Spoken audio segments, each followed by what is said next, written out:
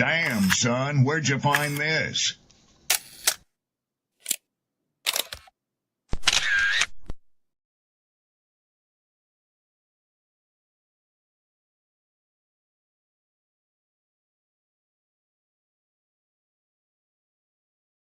Who taught you to hate the texture of your hair? Who taught you to hate the color of your skin to such extent that you bleach to get like the white man? Who taught you to hate the shape of your nose and the shape of your lips? Who taught you to hate yourself from the top of your head to the soles of your feet? I love people as I meet them one by one. People are just wonderful as individuals. You see the whole... My great aspiration, my greatest ambition is to be so good. Now, in that way, I'm tiresome, as I suppose, to live with, because I want to be a fantastic human being. I am the greatest. We're not disputing that, Cassius, but how does Sonny Liston feel about it? He can't feel but one way, and let's take everything I say and like it. Because February the 25th, I'm going to take back my job. I'm the champ. He's no champ. He's a clown. When you see men fall, don't laugh. Learn. Learn. Because you're on your way up. And the things that tempt people to fall, you and I are not free from that temptation.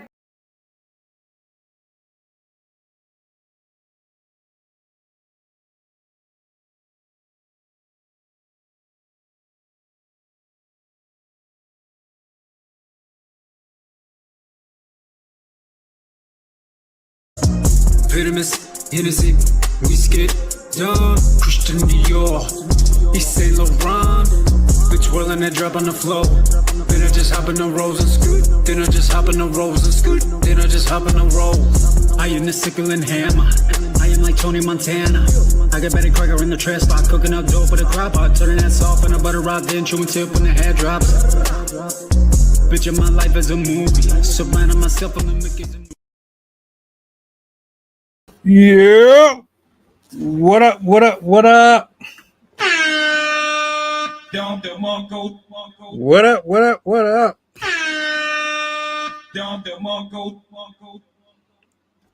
StreamYard been messing up.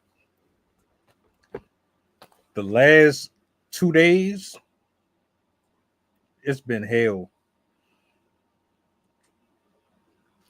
The links weren't going out the way that I needed them to go out. They weren't getting people in and out of the studio. I had little audio issues. And then they charging you damn near $100 for their services. Yeah, y'all on some real fugazi shit. But nonetheless, Friday the 13th. It is absolutely Friday the 13th, Miss Sydney. Yes, it is. This is a special show. We about to get it in tonight. I hope y'all got y'all popcorn, got you something to drink. Get comfortable. Bring your pen and paper, because we about to talk. And we got the spoken word on deck. Yeah, we mixing it all up. I'm waiting on 2 people to pull up. 2 more people to pull up. I'm gonna bring Sydney up here. We're gonna chop it up for a little bit before we really get into the stream. Like, share, repost, let the people know we on. Let me get this up on the screen as well. Let me get this up here as well, so I don't be going in and out of the comment section. If you do decide to share anything in the duration of the show, you're more than welcome. Miss Sydney, what's up? Let's do a quick little recap. In, because I know you were here with me the other day. It was a little messy. What's up? Hello. I'm doing pretty good. Yeah, I have no idea what was happening on Wednesday. Every time I would get the link, it was for the show for you later. So it just kept giving me like streaming coming up, like the black screen one. So I'm like, I really don't know what's happening.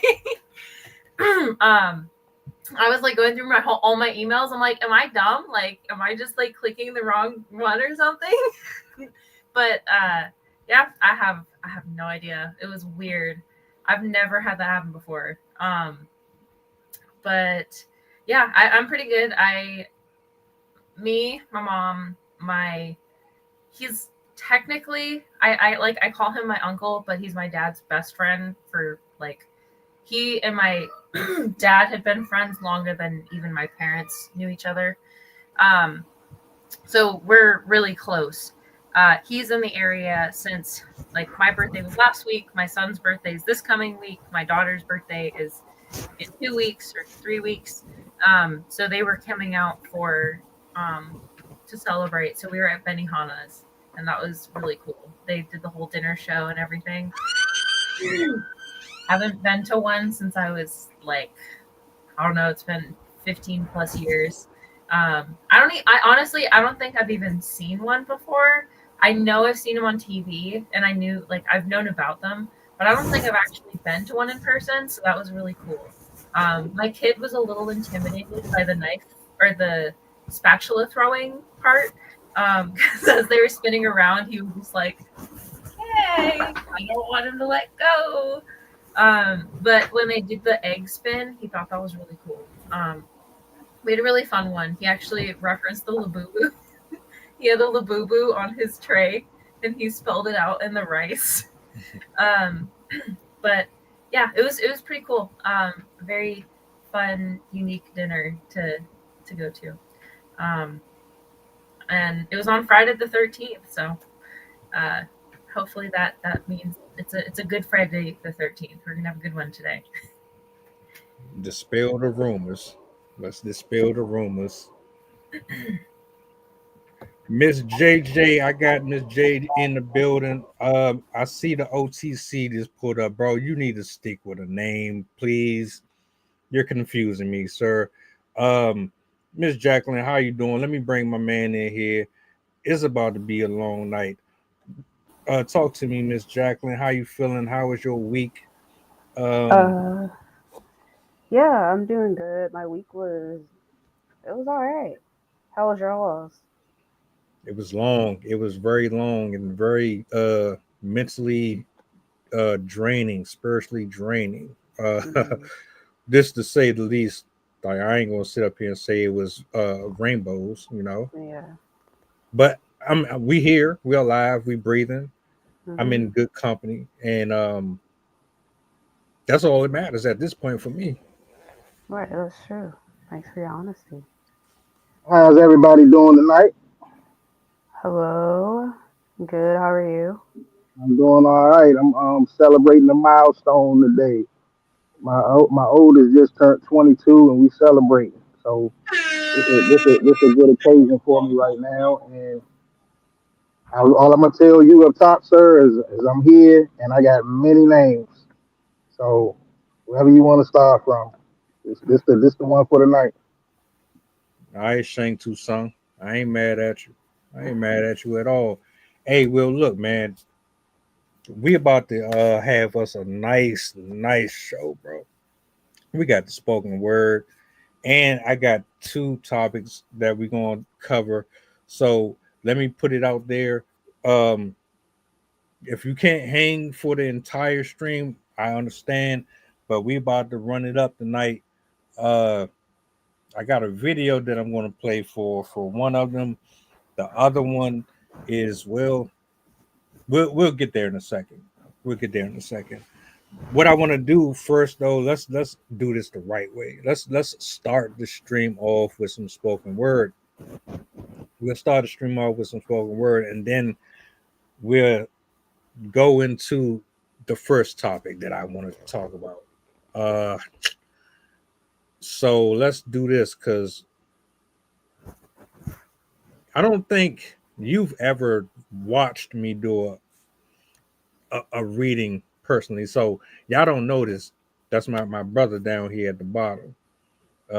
20 25, 26 years been knowing this brother. But he always be telling me I need to go to the open mics. I need to go on stage. I need to get back into doing it. And I've only done it 3 times, but I do miss it, you know. You're 25 in the game, and I just saw that talent in you, bro, since we first hooked up, like back in school. Like, yeah, you had that gift since then. You know what I'm saying? So that's the only reason why I say it. It's all good. This is what I'm gonna do. He's not the poet guy, but this is what I'm gonna do. I'll kick us off with something. I hand it over to Sydney, and then we can go to Miss Jacqueline, and afterwards we will get into the first one, Miss Rachel ZEGLER. That will be the first one we will address. I want to save the bomb for later. So let me pull out my book. I'm going to do the solo. Once I'm done, y'all, most of y'all already know the routine. Bro, you're fairly new to these. I go into a rotation. I give a solo to everybody. And then we bring... It's just pretty much a rotation thing. So let's do this. I'm going solo mode, folks. Do me a solid. If you are in the building and you hear the people, you feeling the vibe, the energy, let them know, show them love, emojis, all that good stuff. We're here to have a good time. We're not thinking about work. We're not thinking about drama, none of that. So with that being said, let's go.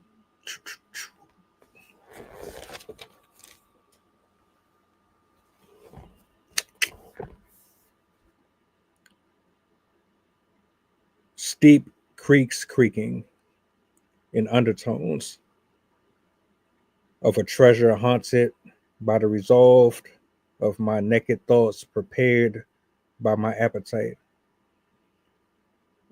For nobody saw the hands that would craft such death, yet it mattered not, for his soul was a shade for all.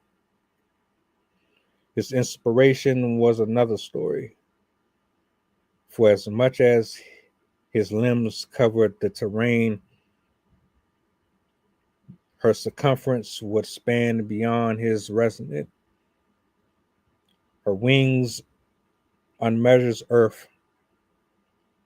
Her eyes cover the entire solar system.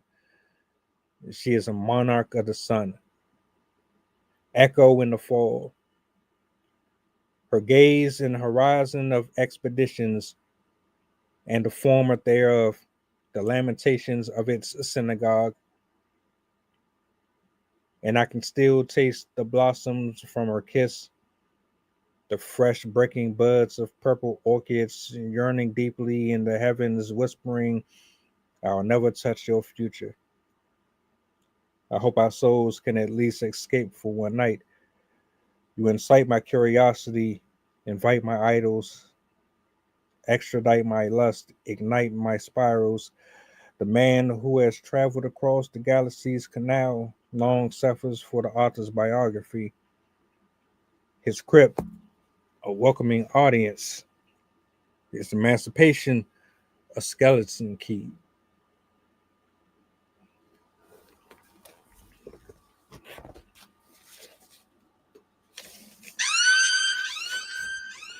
(2019). Oh wow, that was good. Titled Moscow. I wrote that to a Michael Jackson instrumental, believe it or not. Yeah. That explains the rhythm. Yeah.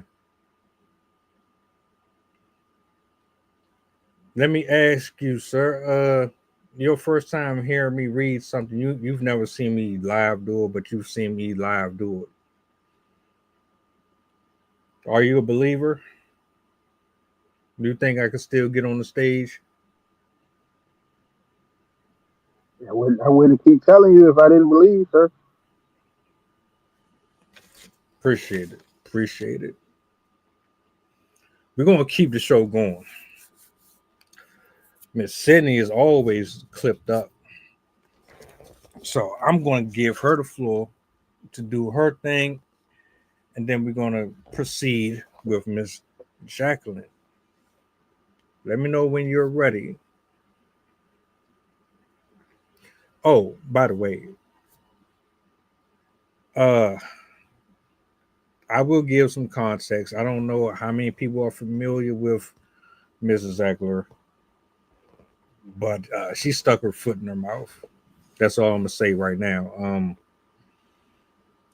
Are you good? You ready to go? You hit the mute button. Sorry, I had to find every time I click the window, it like makes the other one go behind it. And there it is. Okay. Stop doing that. Oh my God. Sorry. You got it.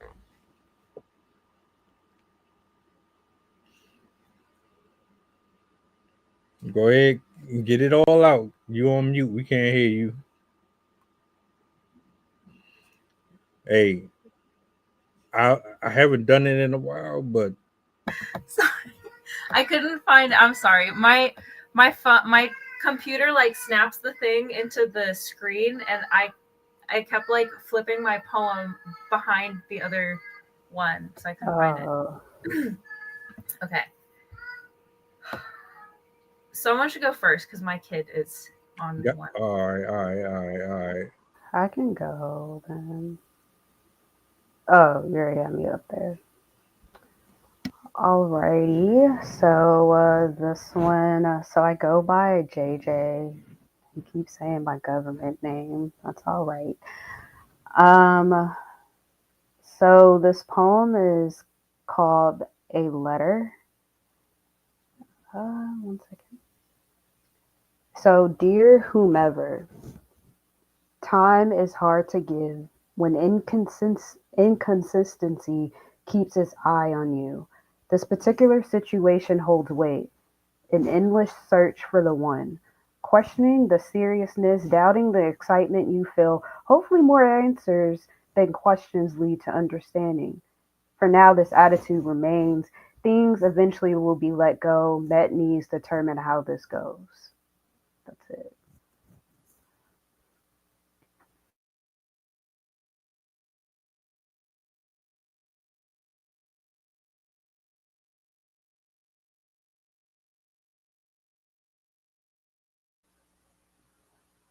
Are y'all muted? Can't tell.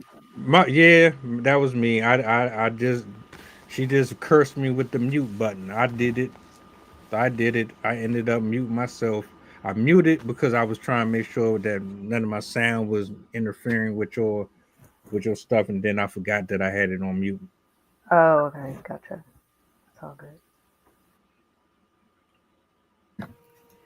That was really good. Yeah. Oh, thank you.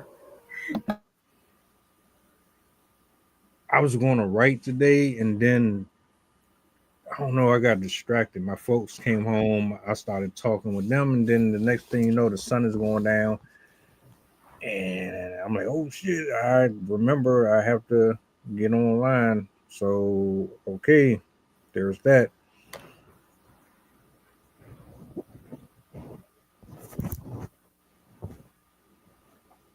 How long ago did you write that one, if I may ask? Last week.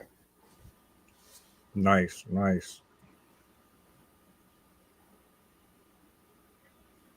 Miss Sydney, are you good to go?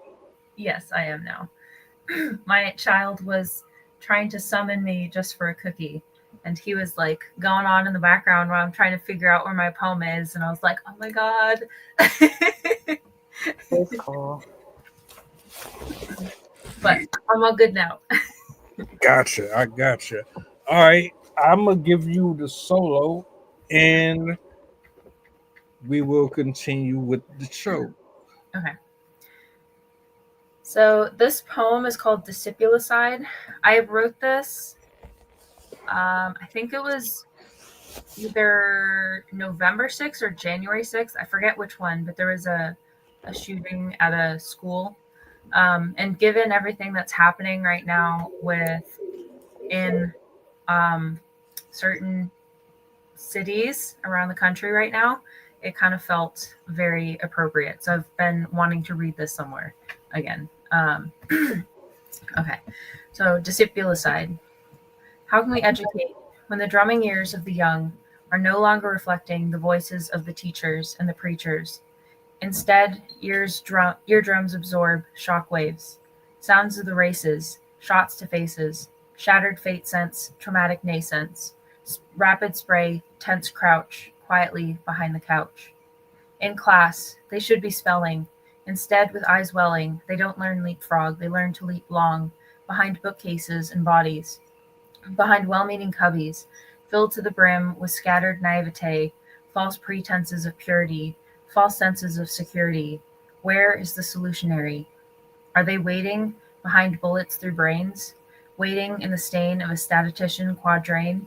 Where are the leaders, the healers, the readers? We could inspire, we could make flyers, but instead we freeze, letting emotions run away with the keys, running schools by police, running targets, running like targets in the streets. The problem is leaking. The solutions are fleeting. No soul is heeding. The psychiatric warnings, beeping. As red as the bleeding, our innocence shed. Leaders instead, in conversation walling, toss in the stalling, while horrid heroes without a hall pass dash past grim littles, hall monitors with the scythe. Leaders command, paying districts for skeleton closets and cemetery halls to usher your baby to a new age. Leaders demand reading commandments with rage as they line them up to shoot them down. Leaders send them off to learn to add, come home counting their days, pin that portrait those babies made, save it for the paper, save it for the wake. We trust the systems with our hearts, turning dollars into arts. Yet the eyeless fish, the leaders who bitch and bitch, raking in bills for money they snitch, begging for one more baby lich to put yours in a casket, back in the ditch. One more diploma in the basket, so they can have their life for themselves. With passion fake, they pray to false gods for precious glass to break. Stand not with violence, stand not with silence. Our kids deserve their chance. For education should be new life, the real intervention, future exhibition, growth and retribution, and not execution.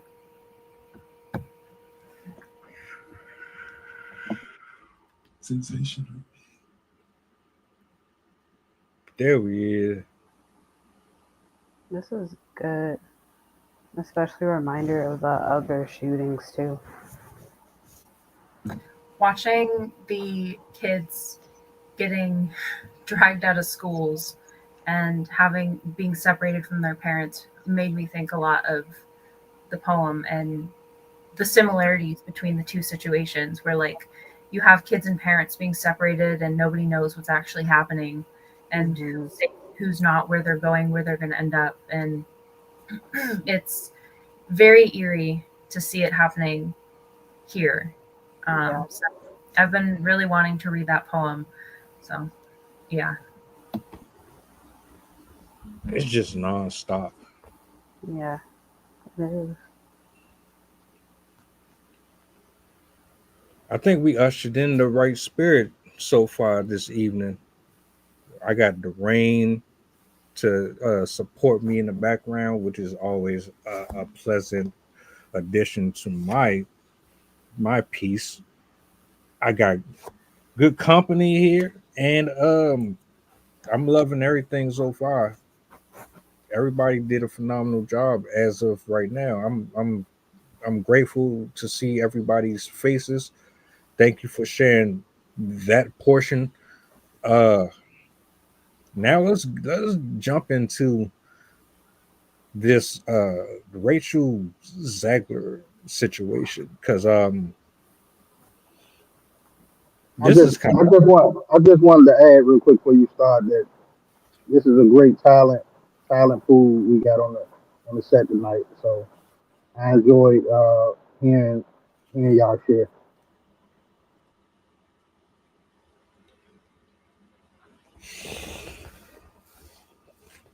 Thank you. Thank you. No problem. How many people here are familiar with Snow White? Which version? Well, the one that I grew up on had 7 dwarfs, and it had nothing to do with feminism and modern thinking and anti-Semitic whatever. It didn't have nothing to do with any of that. That's the one that I remember, right? But Miss Zegler, she decided that she was going to erase our history. She wanted to change the entire way we looked at Snow White. I guess she thought that it was too much wrong in the storyline. The woman seems like she's chasing after the guy, blah blah blah. So she wanted to redo the whole thing. She got rid of the 7 dwarfs, and then she went on a whole campaign on social media disrespecting the script itself, the history of it. The movie drops and it's absolutely trash. It broke records. It was embarrassing. The people spoke. Candace Owens spoke. I mean, everybody spoke. Everybody clowned her for it because she was the main one running her mouth about how this is going to change the way that we look at fairy tales, and it was a flop. She starts crashing out on social media, blaming everybody but her attitude and the way that she thinks about it. Well, The Simpsons made a rendition of Snow White. Now, you know, when The Simpsons or any type of cartoon turns you into a character, it's a wrap. It was, when I watched it, I ain't gonna lie, I laughed my ass off. It was some of the most hilarious shit that I had seen in a while. The only reason I'm not gonna play it is because of the YouTube stuff that come with it. Miss JJ, enjoy your evening. I appreciate you for pulling up tonight. Thank you. You're welcome. Bye, y'all. So, yeah, she got a lot of backlash. I mean, a lot of backlash. Let me ask you a question. Well, this is for either or. Did you hear about the situation that was going on with her, about the movie itself? Did you have any mixed reactions towards it, about her attitude towards the original or anything of that nature? Well, me, I'm gonna say this for myself. I'm not familiar with her or that story that you was just mentioning, so you might have to catch me up on that. I'm just not familiar with that. I haven't heard any drop on that news.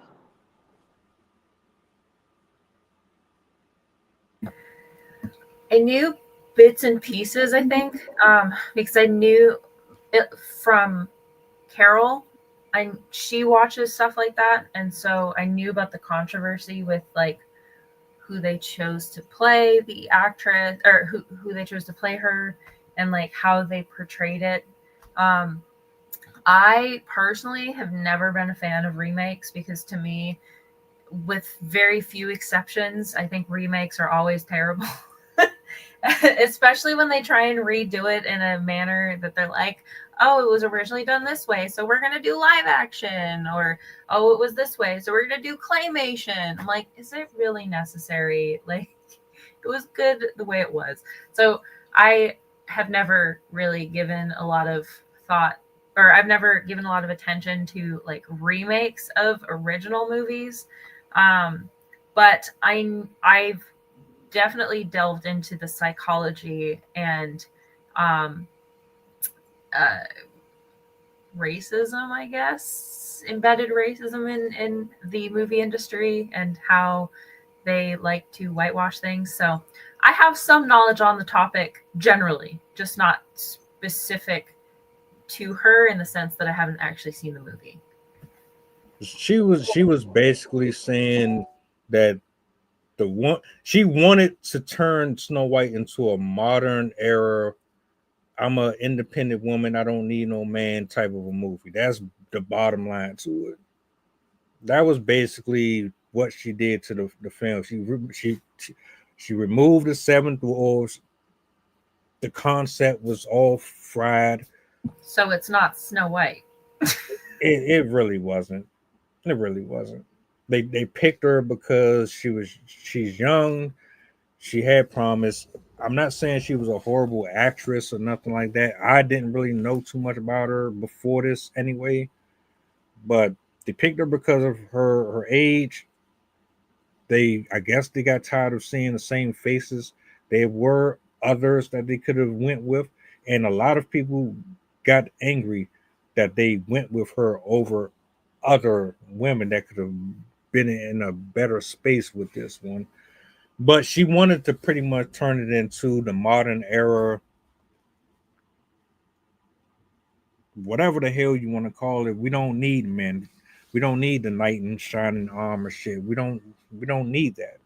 I can build the house. I can kill the witch. I can do all that. And that was the whole premise behind them fucking up Snow White. That's why the shit, it flopped. It wasn't even, it was like she was trying to take this programming that's been pushed out in the modern era amongst the women now. She's trying to force them into thinking the way she is. I don't know how. She pretty much tried to reprogram how people think about the thing. Right. And that's crazy. That happens in the modern day. But like Miss Sydney was saying, I'm with her, man. The remakes never be as great as the original. If you do a percentage wise, any classic movie out there ain't never did really ever outdid the original, especially any films that we came up on in the '80s. I don't think nobody ever outdid it. The original movie. Yeah, I'm not a fan of remakes either. I can't stand them. Most of them never really live up to the hype at all.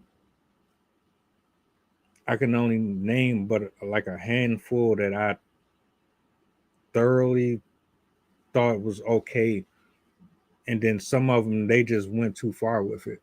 The problem with this one in specific is that she came off very racist.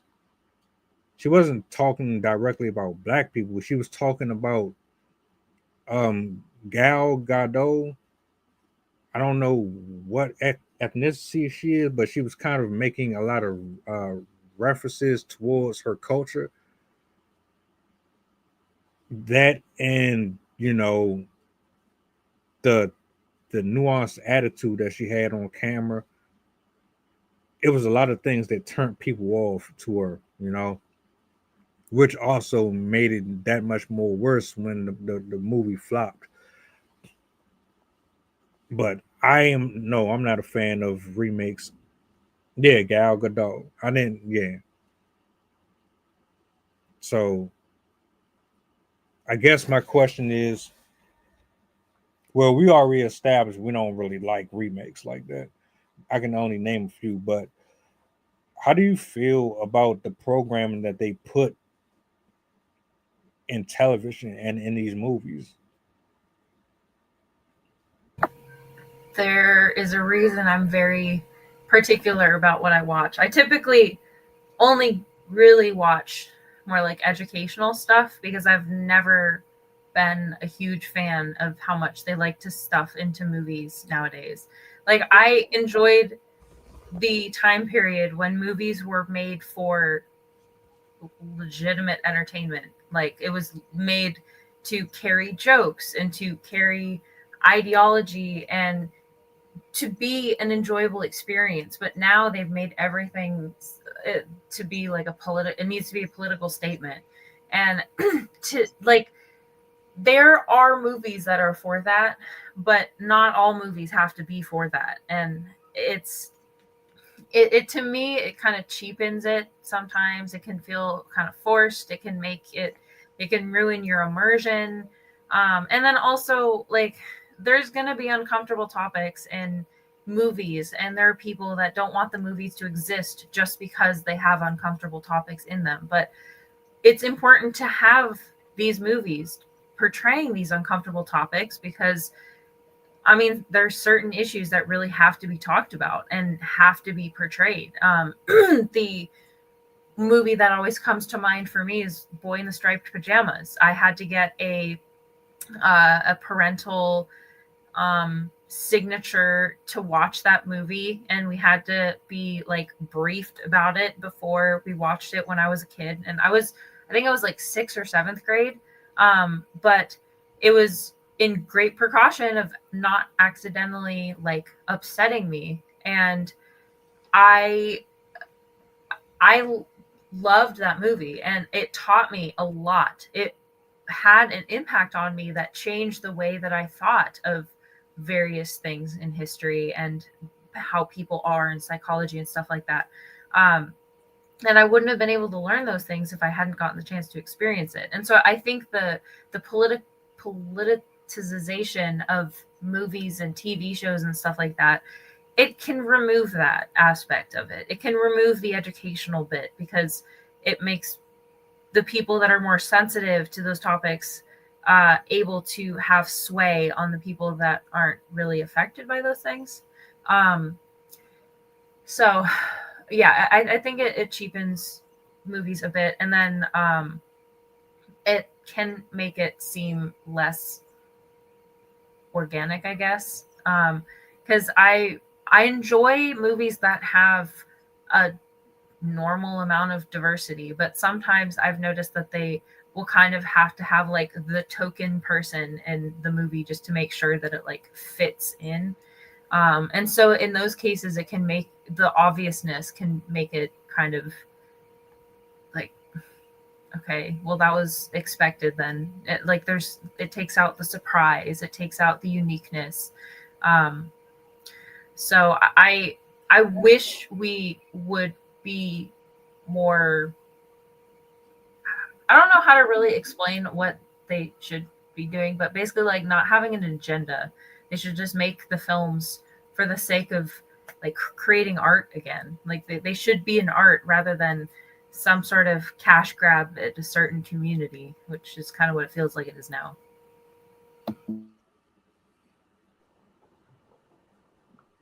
Yes, man. I'm kind of like on board with that. What you're saying. I believe it. The vibe when it comes to these movies today, the vibe is not the same to me. Most of the times back in the day, I remember you couldn't wait to go see a film. I mean, we watched the previews. Television was much different back then. It was promoted real heavily. That's done. The promotions don't be the same. So you're not really invested in let me go right after work and see this movie.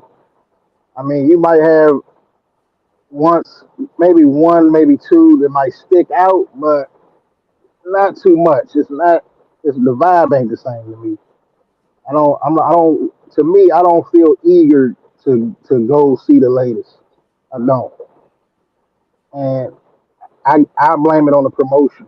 I don't think it's I don't think it's promoted heavily, and maybe people not interested in what's being sent out there, what's being displayed these days. And then like Miss Sydney just touched on, certain topics have to be displayed strongly these days. And I just said TV changed, so TV is different. It's not the same. You got you got apps, you got Fire Stick, and all that didn't exist back then. So we had TV Guide and all that. All that's gone. So to me, when you got that going on, you have more variety to watch, and you watch movies in your house. Most people watch movies and stuff in their house. They not, people don't really vibe too much in the theaters no more like that because you got to pay your money unless it's something that's really getting over to you at home to make you want to get up out your seat like I got to go see this. It's not. I don't feel that vibe no more these days. That's gone. Then then you got to look at like she touched on certain movies gotta have that she gotta portray. What I'm saying, you gotta portray and get a character out and get it acted upon. Like like the movie Straw. Tyler Perry get a lot of criticism for his movies, but she made a good point. Miss Sydney made a good point about getting it out there so people can see the point, so they can see uh they can see the life and how everything is being displayed on an everyday basis. That was some real stuff. If people got a chance to see it, and they get backlash. He get a lot of backlash for doing that. But I think that's you got to do something these days because you have to have something in your films to make it kind of catchy for people to want to view it. And if you don't have that, you're not going to get a lot of viewers. You're not going to get a lot of attention, a lot of eyes on your product. And I think Tyler Perry is getting that good or bad criticism, but he gets eyes on his product, and I salute the brother. But yeah, definitely when it comes to movies, that vibe is gone. That's my stance on it. I don't think people interested in seeing a top film like they used to be. I think her youth played a huge role in this, and it's going to probably haunt her moving forward in her career because of the things that she said out of her mouth. You can feel however you want to feel about certain things, but when you're in Hollywood and you're on that camera, you really got to watch what you say. Like for me, I don't give a shit. I'll call Diddy a pedophile, and I'll say all that wild, real, raw, unfiltered stuff. But that's because they're not going to put me up there with Will Smith or a Chris Tucker and have me doing multi-million-dollar films because that would hurt them a lot to have a average person speaking on stuff that might be offensive to a culture that they want us to just accept just because they say so or because it's making them a lump sum of money. But what she tried to do, I don't know if a part of me thinks that the kid in her was trying to change the film. A part of her that looks at life through the lens of I don't need anybody. I can do it myself, but you couldn't do it yourself if you weren't given the opportunities to do it yourself. If that makes sense, like, young lady, you're spoiled. I can already tell she's a spoiled little brat that used to getting everything that she wanted her way. And people who usually are spoiled, they always very like snappy. They got a horrible attitude. They're they're rude, they're obnoxious, and I think that was her, you know. And as far as programming in movies, it goes back way further than this. I did a reaction video, posted it this week, and it was a game show. I don't remember the name of it. It predates me. That's how old it is. But the host is a guy, and he's pretty much playing this game with 13-year-old, 14-year-old kids, boys and girls, and he would basically say, well, you can win this game if you give me a kiss. You can win this game if you hug me. And like one little girl, she said, no, I'm not. And he kissed her anyway. Now this is like a 70s game show. Now this man had to be already in his 30s and 40s. And the whole point was, these are adults. This was a game show, but they made it seem like it was normal. He's kissing on kids on national TV. And in the background, you heard somebody say pervert. So it's like, this has been happening forever. To see it in movies as bold as it is now is no surprise to me, but it's disappointing. And you know, the movie flopped because you can't taint or tamper with a classic like that.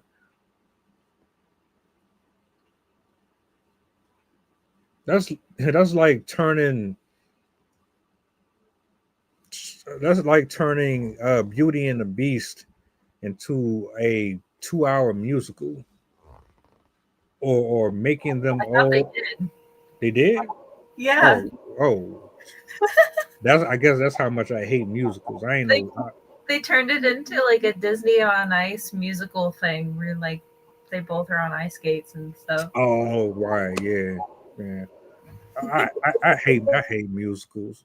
I do. I don't know what it is about them.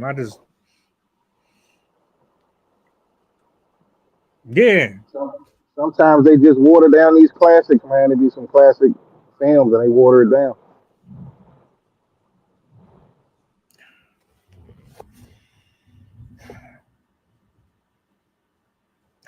How much of today's entertainment do you think is influenced by propaganda?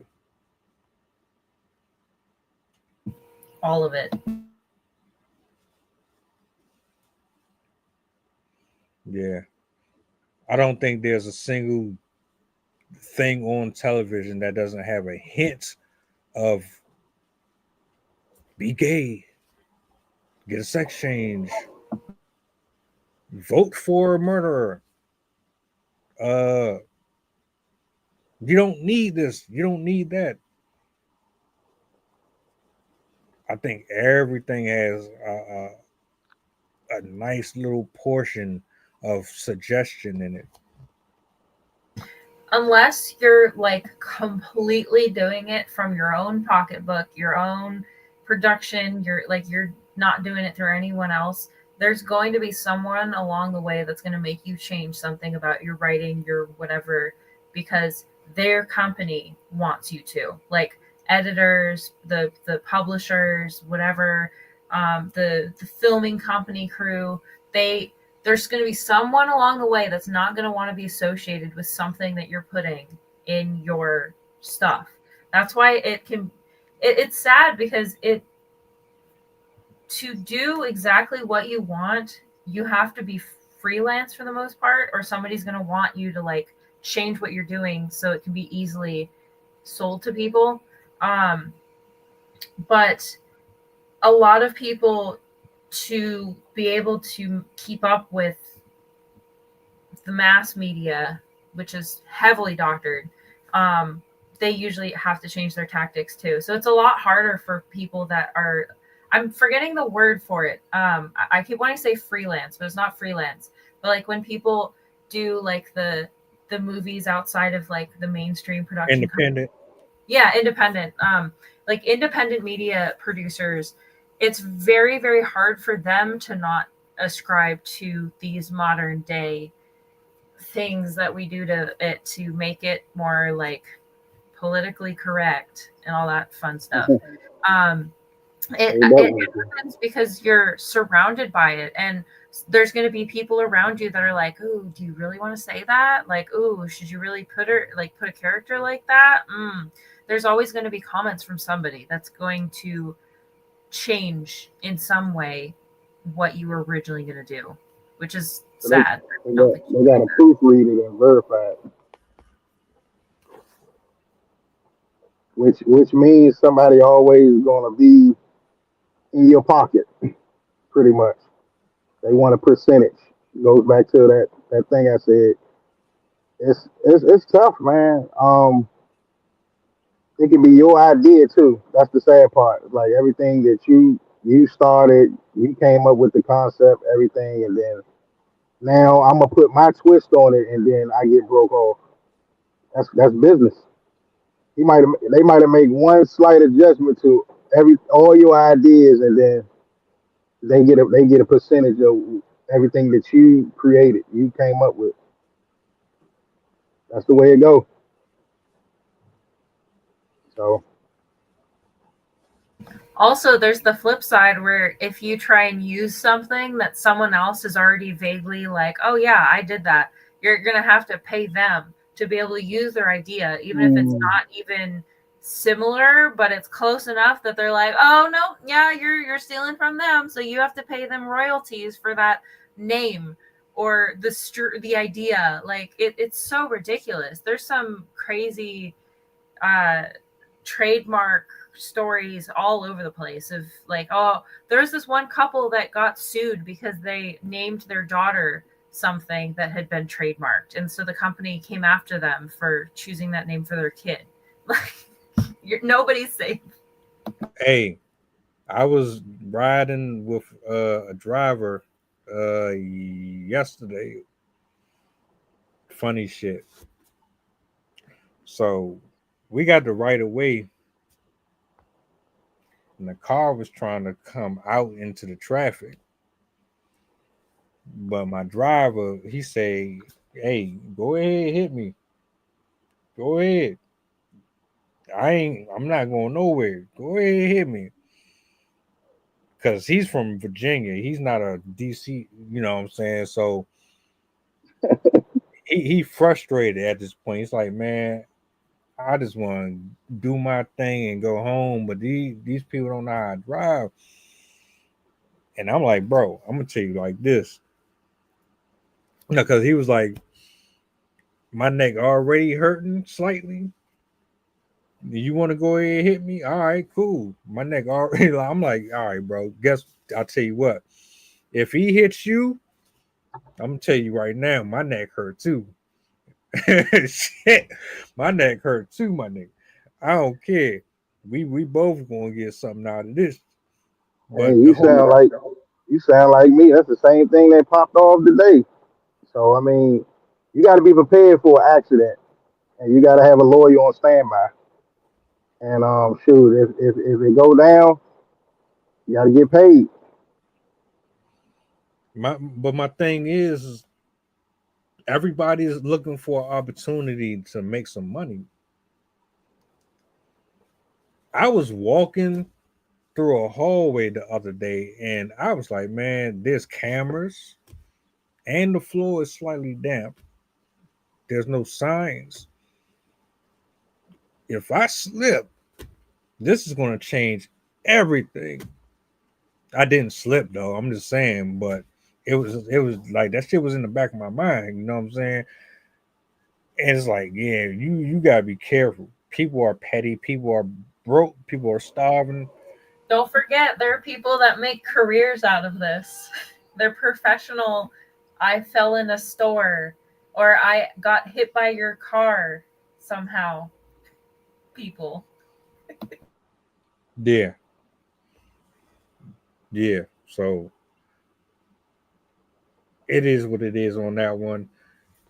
Young lady, your attitude, the way that you took an opportunity away from someone who could have did something better with this. Happens a lot, sadly. That really pisses me off. There's homeless people that would have killed this. I'm fairly certain Pocahontas, the remake, they chose a non-native woman. Like, I'm fairly certain most of the Disney remakes were not, like, that was a big thing with Moana, was when they did Lilo and Stitch, is they didn't use a native Hawaiian. They used an islander, some other islander or something, but she was not Hawaiian, and people were really upset. Like, you're really going to make a movie that features Hawaii, and you're not going to use someone that's native? That's a good point. How, when we watch these movies, do we care that it's 1000% to the detail depicting a specific program? Like, I remember we was talking about the 2012. You were really like adamant about them being not so realistic about some of, and I get that, because it's, well, we're talking about things that you can't make it. If a bridge is falling down, you're not about to drive under it and miss it by this much. But with Snow White, does it really, or does it matter that the person isn't actually Hawaiian or actually white or actually black? This is almost like, all right, well, when the Fifth Element came out, we had a black president. Was Obama the president when Fifth Element came out? I don't think so. No. So I mean, no, I'm just saying, like, does it really make a difference to you if the character is the actual race of the person that's being portrayed in the movie? Does it make any difference to you? I think it's different depending on whether or not they're a key character or not, and whether it's important for the plot for them, or like for the movie for them to be. So, like, for example, if, I don't know, I'm just going to use this example because it's fresh in my mind. If they remade Magic School Bus, I'm not going to be pissed off if I'm like, where's the Asian kid? Like, there's supposed to be an Asian kid in here. Like, I'm not going to be paying attention in that sense, where if there's kids and they're diverse, I'm just gonna be like, cool. All right, you remade it, cool. But like, if I'm, let's say, since I said it earlier, if I'm going to watch Pocahontas and I see Pocahontas is played by like a blonde hair, blue eye, like white living in Europe, so I'm going to be like, what is this? What? This is definitely not what Pocahontas was going to look like. I promise. Like, so I think it matters what the character is supposed to represent and who they are and what the point of the movie is. Like, if the point of the movie is just to be like a story, if it doesn't really matter what the person looks like, and it's more so about like what's happening in the movie, like I don't know, like The Hangover, where the Millers are, like, it's just for the plot. I don't think it really matters what the characters look like, who plays them, whatever. But if it's something that has cultural significance, it matters. It should matter, especially when it's portraying a specific group of people that are important for whatever's happening. So, for example, Lilo and Stitch, it's very heavily focused on the native culture of Hawaii, especially like the beach type culture, the history of surfing and the importance to their people.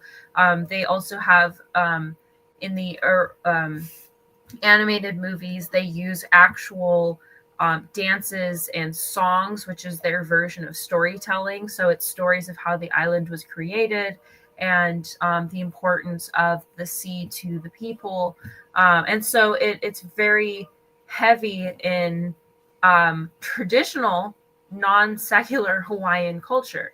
And so the fact that they chose not to have a girl that was Hawaiian play this role was a bit insulting. And so yeah, so I think in those circumstances it does matter when you are trying to represent a specific person or specific place. But yeah, if it's general, they can get away with it. But Disney is very much representative of like a particular group of people, a particular place, a particular princess from this specific location. So I feel like it should be important to them. What about the mermaid? Miss Halle Berry did the mermaid, and I mean, hey, I look at it like this. Like we just discussed, it's a lot of remakes.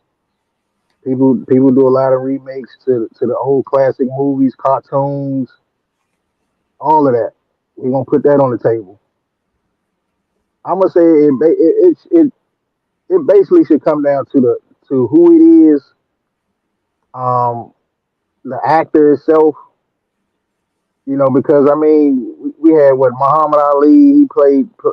Will Smith played Muhammad Ali. Jamie Foxx played Ray Charles. So it's like you got actors, but they gotta act. If they real great actors, I think they can. I think they can pull it off depending on what they bring to the table. You know what I'm saying? But if they out of pocket, like if they out of touch to a certain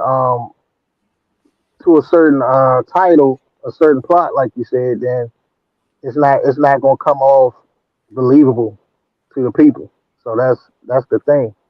You want to be able to buy in to whatever they're trying to put out there, and sometimes it can be mismatched. Like people can be like out of pocket when it comes to portraying certain characters or certain classics, certain legends that we grew up watching. So if you don't have, you gotta have the right person. I'm gonna say that because there's been a lot of people trying to go for a part, and somebody else get it because they might have knocked it out the park better than the other person. So that's how it is. I mean, whoever do it, play the part the best, gonna get that role.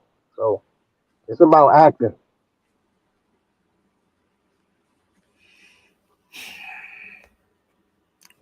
Let's do this. I want to segue into this next one. This is the one that I really, really want to tap in with. I'm not even going to give no reaction,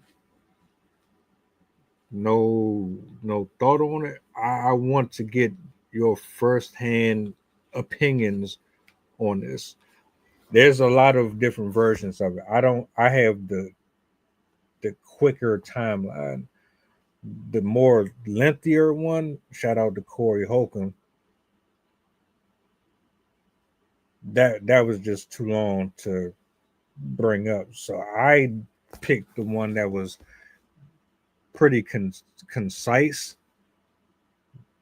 And I'm going to bring it on the screen. I'm going to let it play all the way through.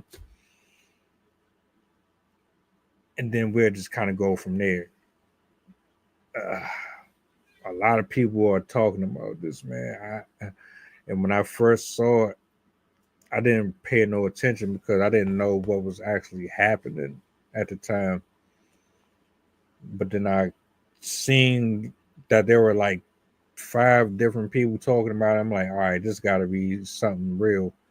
I ain't seen Chris Webber's face in years. This is the first time I've seen him appear in a long time. This got to be some of the most trifling shit. But let me bring this up here real quick.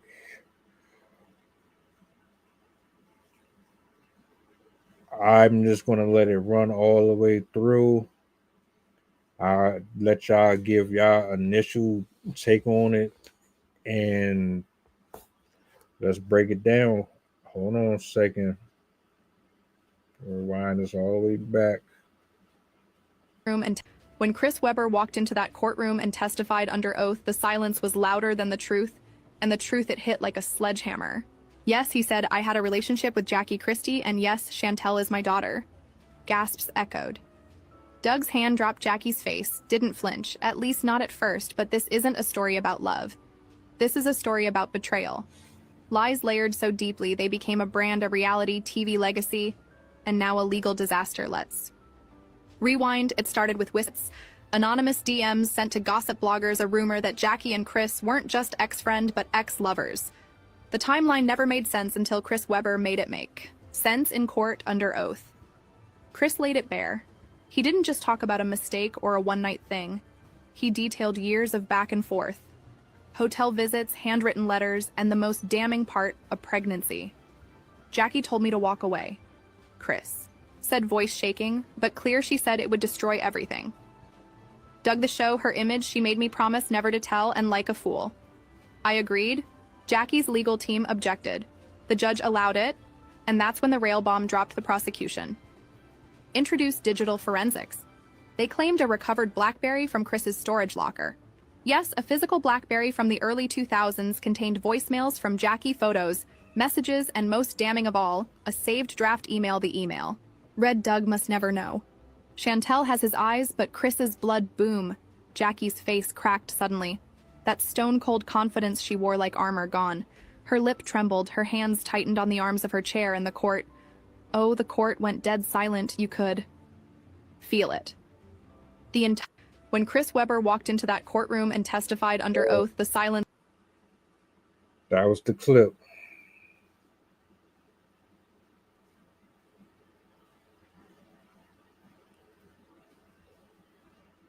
Chris Webber.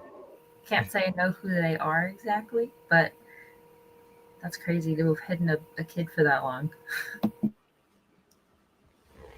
Chris Webber is an NBA basketball player, or former NBA basketball player. I don't know what he does now, to be honest with you.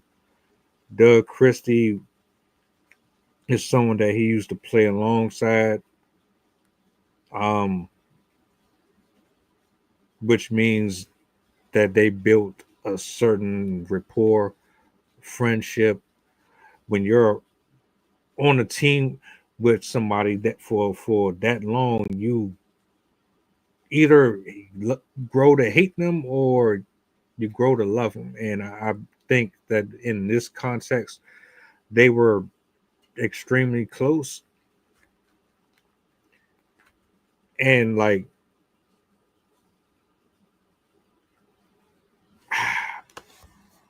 I can't imagine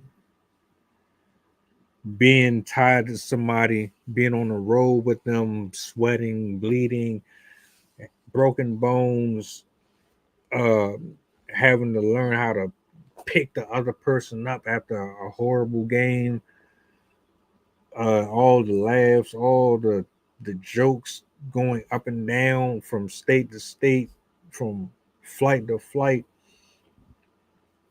eating with this person, making all of these memories with this person, you bringing them in your house and feeding them and going out to dinners and all that stuff. And then you mean to tell me that during all of this time, all of this time, you've been sleeping with this person's spouse. Not only that, you end up conceiving with my best friend or one of my best friends. You tell him to keep it secret. You don't say nothing to nobody.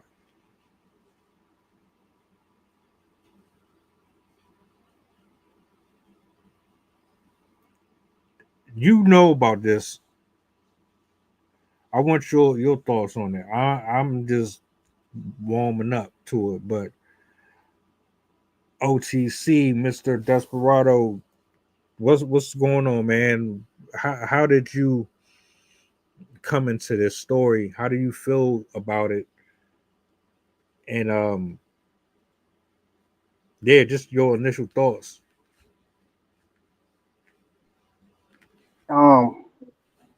Yeah, I saw that version, but I looked at the Corey Holcomb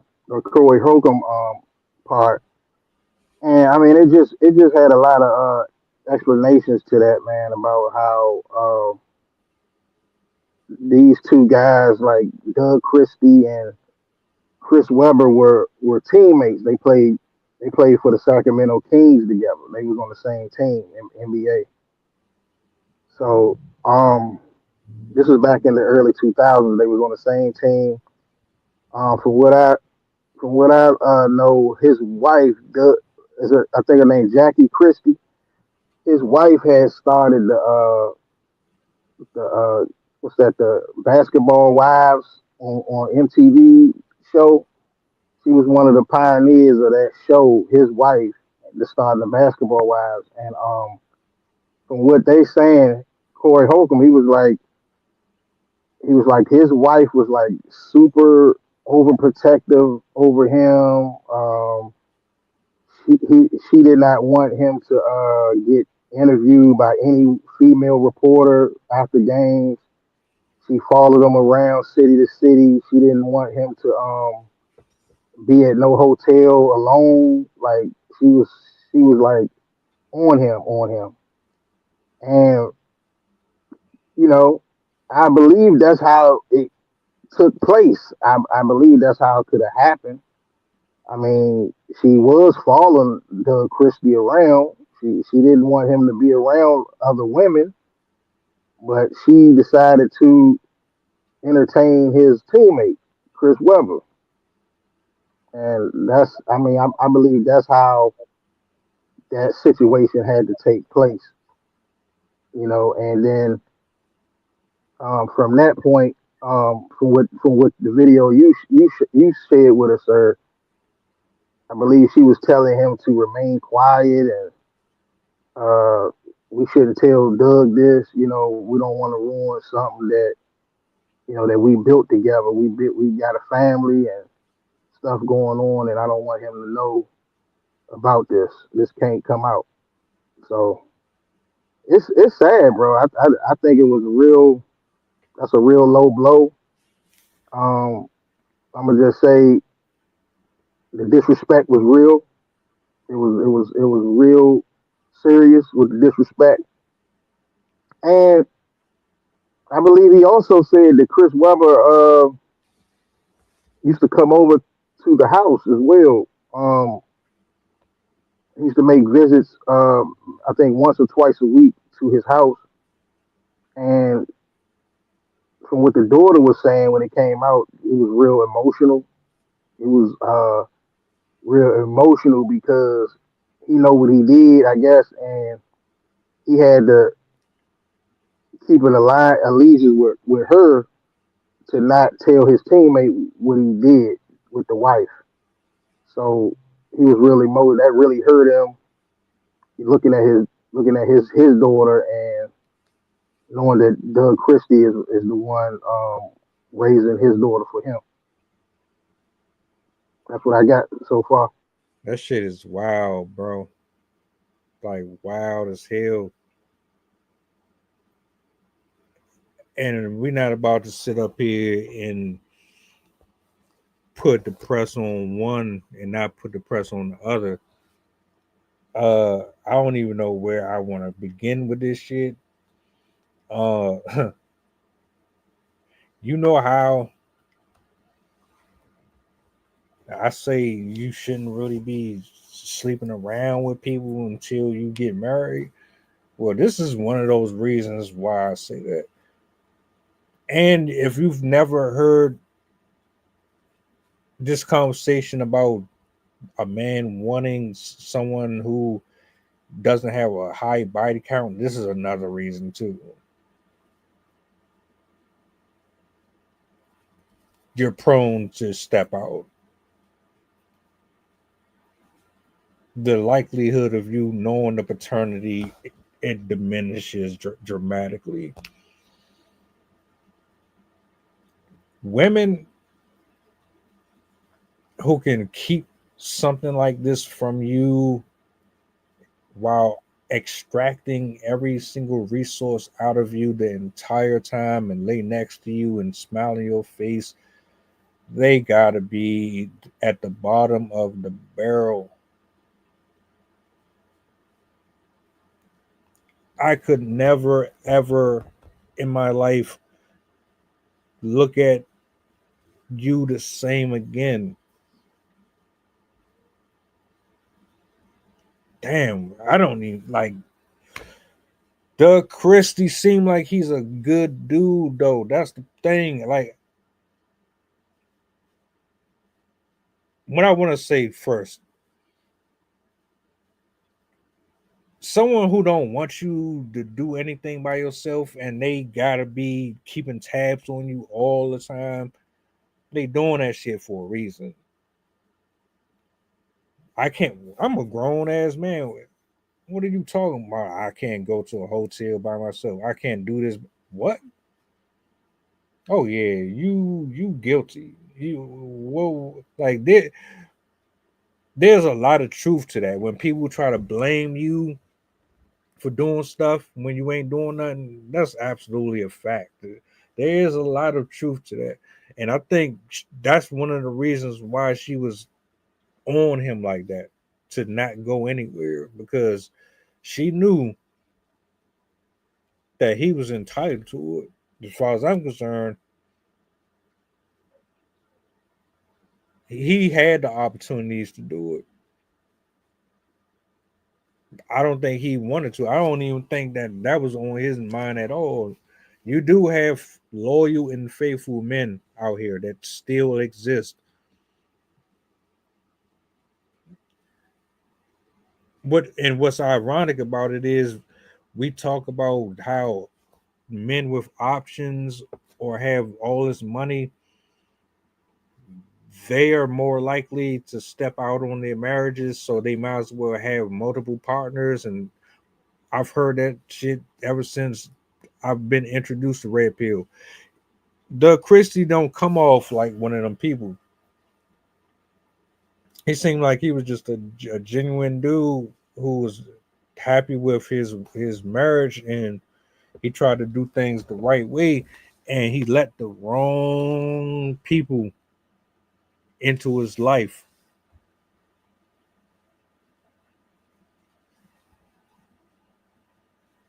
Discernment is real. You really need to know who you are around, who you let inside of your spiritual space.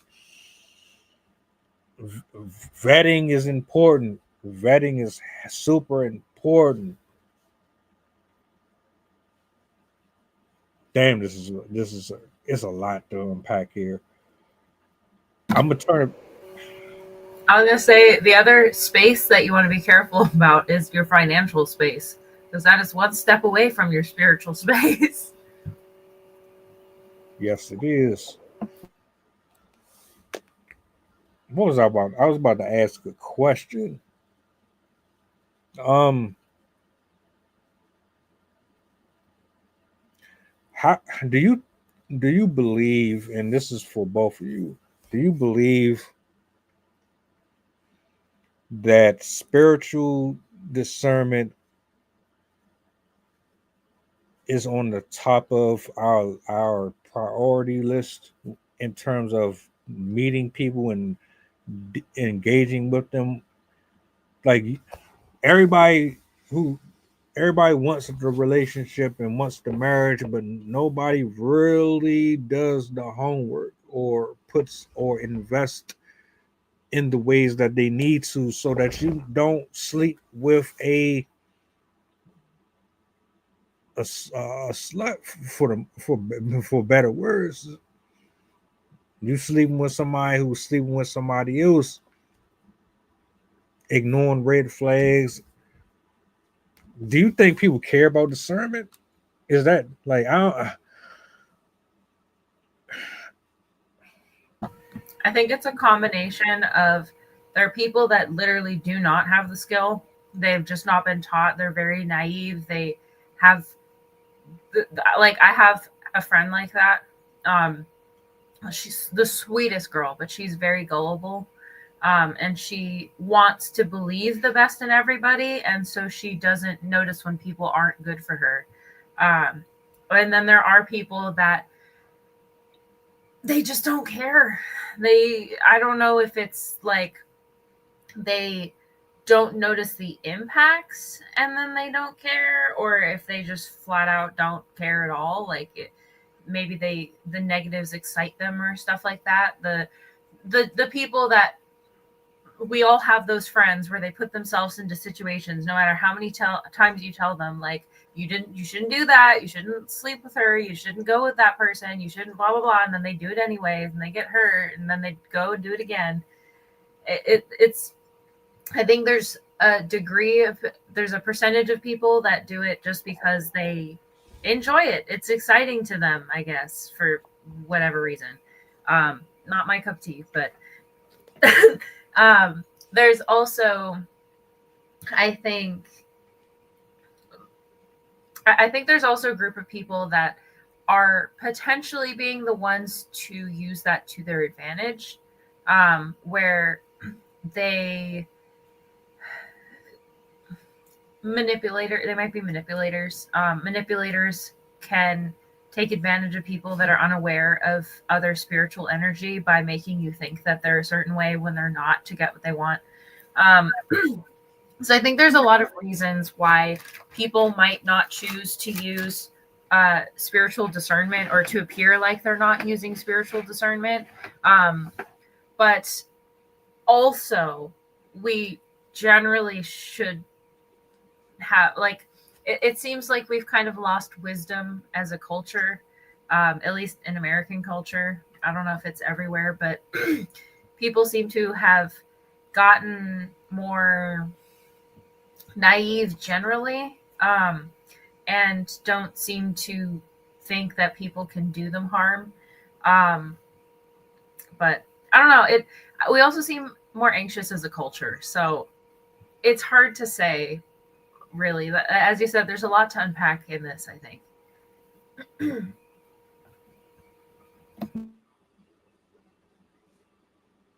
OTC, what you got?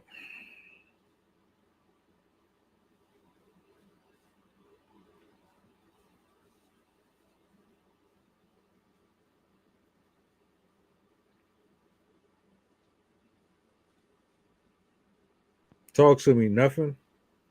Yep. Good. I was gonna say about the spiritual thing, man. I think people should have it. You know, it can prevent it can prevent a lot of mistakes from happening.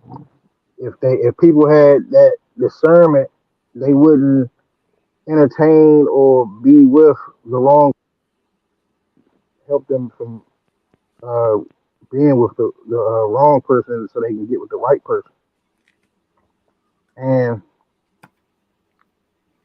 also, I just feel like, even though this is a horrible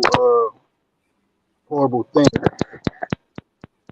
we can go to Chris Webber. We can say he was horrible. He was a horrible ass teammate, flat out. Like, you played with me.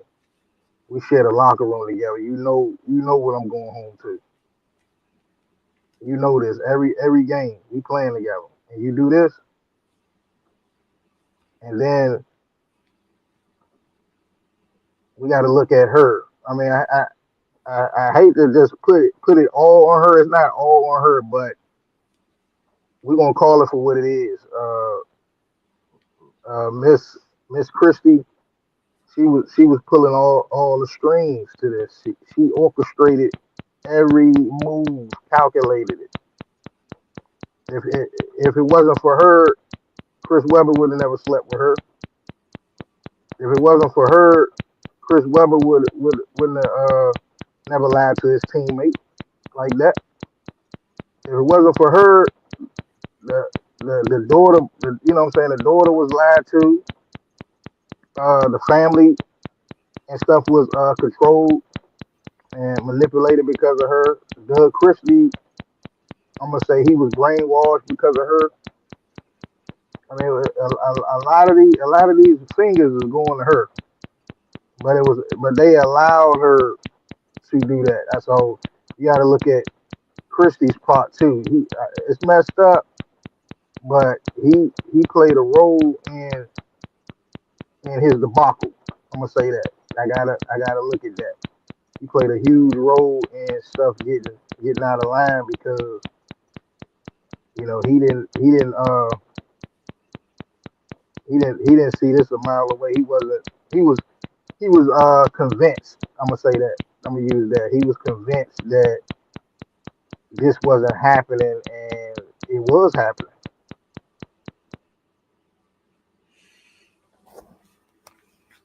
You know what happens when you don't have discernment? You typically fall for everything. Snares, setups, opportunities that look like opportunities, and they're really positioned there for your downfall, for humiliation, for usury. When you don't use discernment, you end up with friendships and relationships that span from anywhere from a week to 20 years. And you'll think the whole time that these people are really there for you, but they've been sucking the soul out of you the entire time. Or they just don't care and linger because they have nothing better to do. I've had friends like that where they just stick around because it's convenient, but they don't actually care about you. And when it comes down to it, they won't actually step up or help when you need it. They'll only be there when it's convenient for them. Exactly.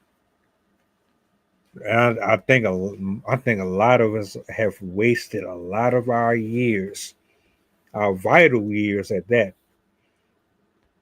on situations and people who were exactly like you described. I can honestly see why some people crash out. You done gave 10, 15 years of your life to a person.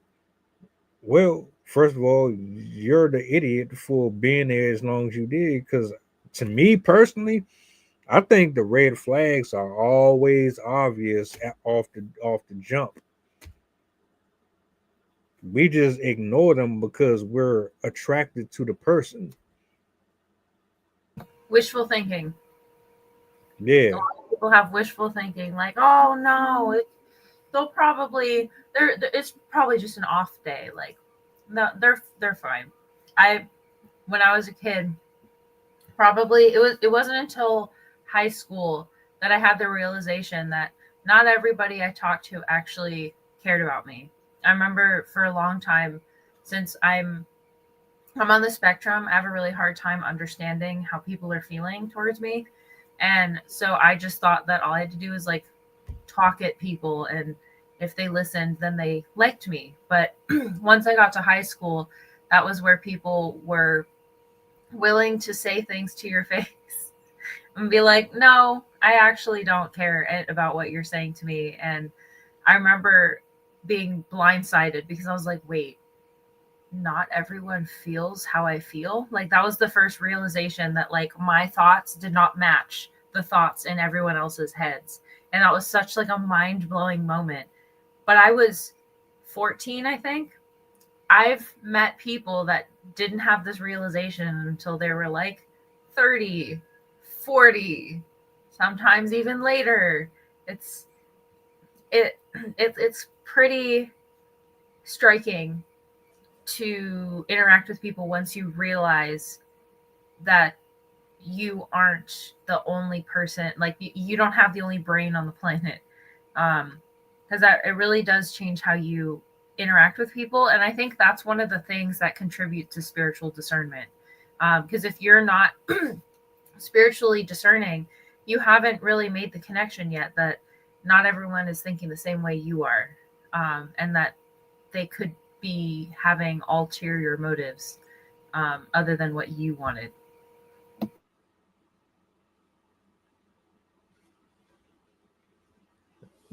People still get angry and act confused. Like, what?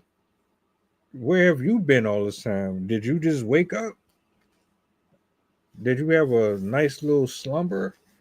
Because I think I've been here just as long as you, and I already know people don't really give two shits about you, them, or anyone who does not offer or provide them what they need.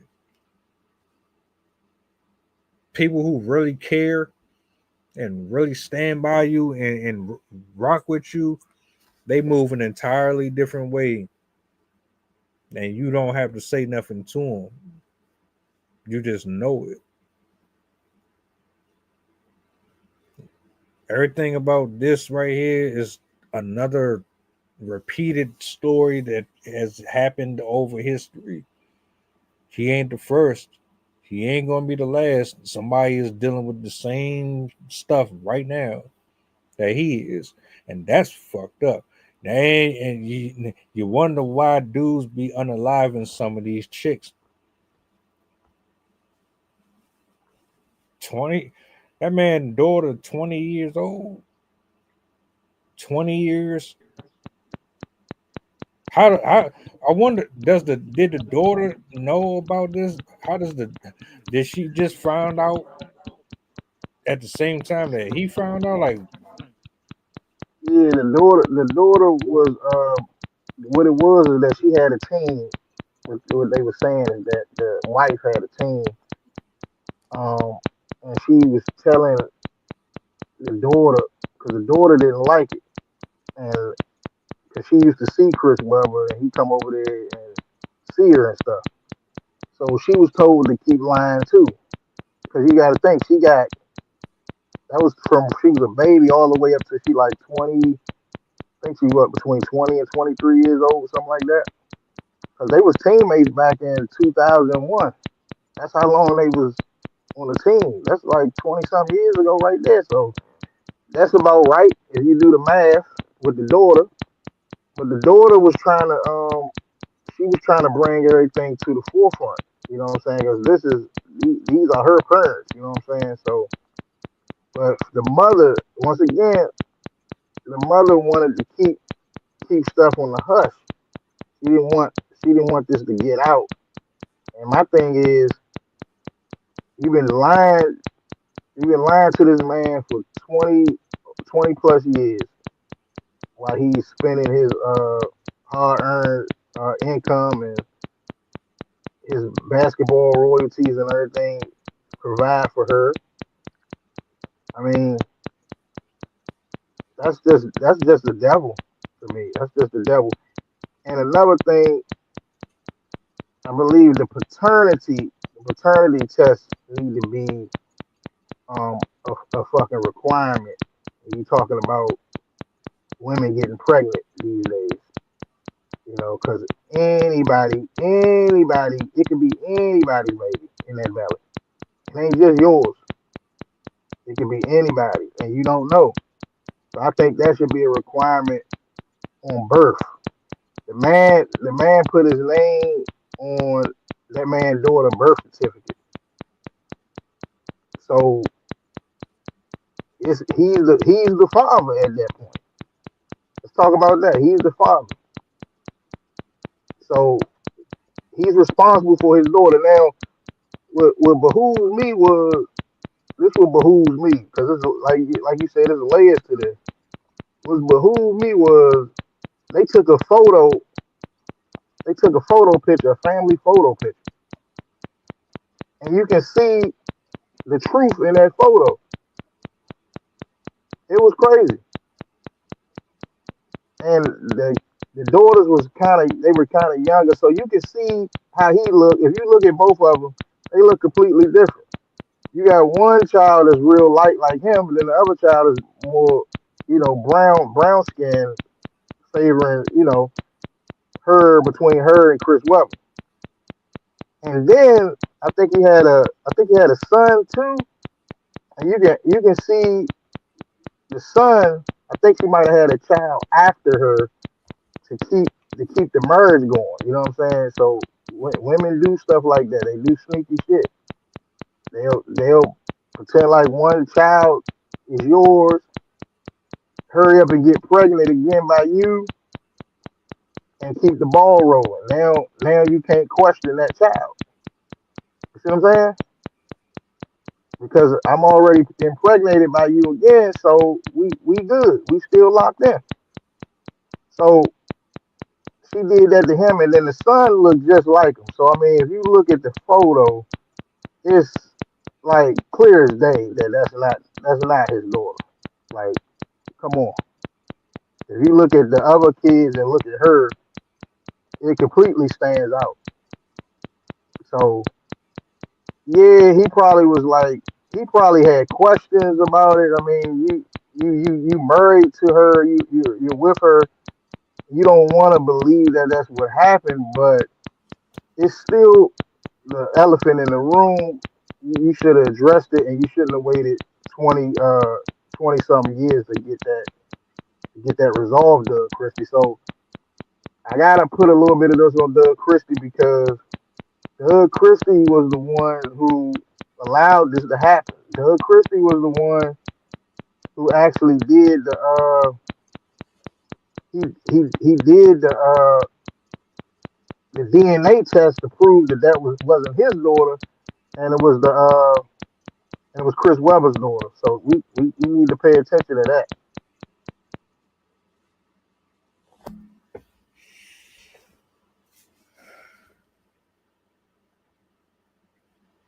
The thing that keeps reoccurring in my head, like, why are we so trusting?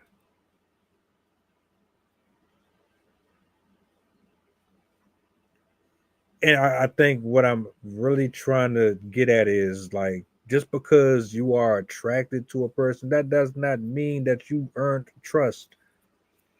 Just because you like a person does not mean that you earned trust.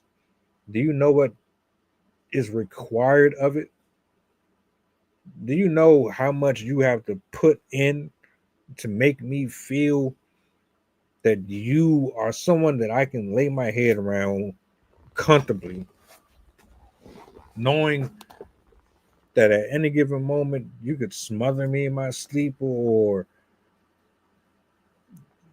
just because you bat your eye at me does not mean that I'm just going to automatically trust or believe that you're this God-fearing man or woman, that you don't have the potential capabilities of betraying and stabbing me in the back.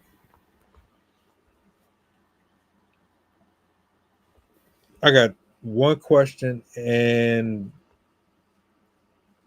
I want to get the question out first, which is, do you believe in trusting until you don't have a reason to trust? And I ask that because just looking at this,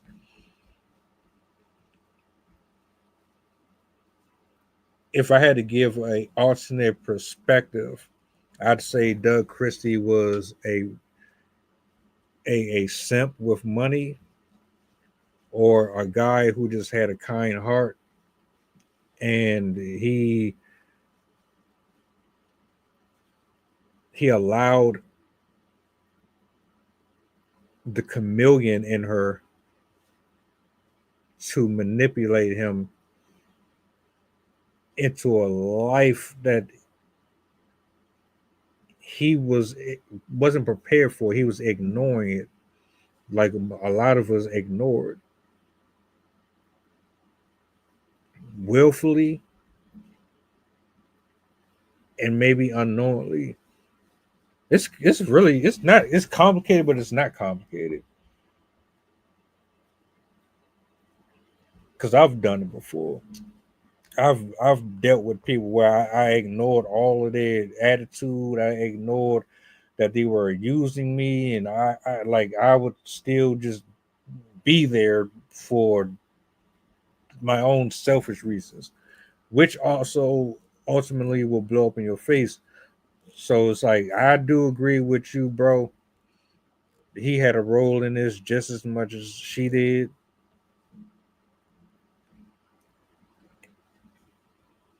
The overall message here, you can't invest in everybody. That's why, like, my rules now is to ask all the tough questions immediately. Just go ahead and rip the Band-Aid off completely. That way you save yourself time, you save them time, and you don't have this. That's a lot. 20 years is a lot of time. Oh, what's that saying? Oh, all children don't look like their parents. They might look like your cousins, or they might look like somebody down the line. So they're not always gonna.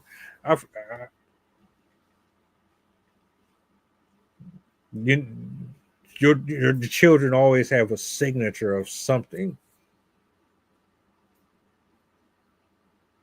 It's like, seriously, like a nose, or like the eyes might be, or the eyebrow. It's always a feature on you that comes from somebody in that house. You mean to tell me you didn't know that there was something off here?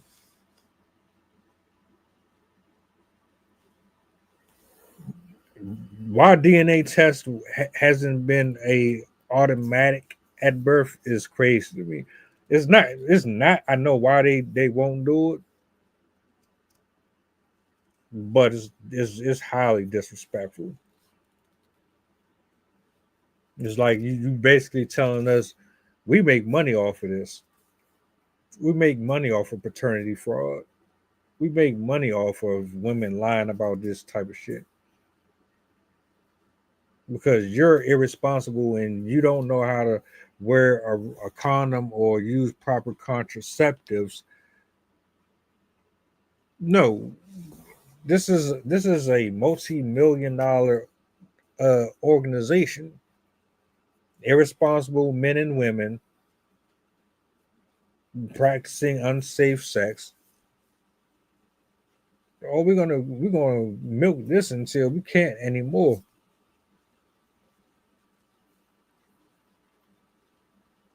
Yeah, you tripping.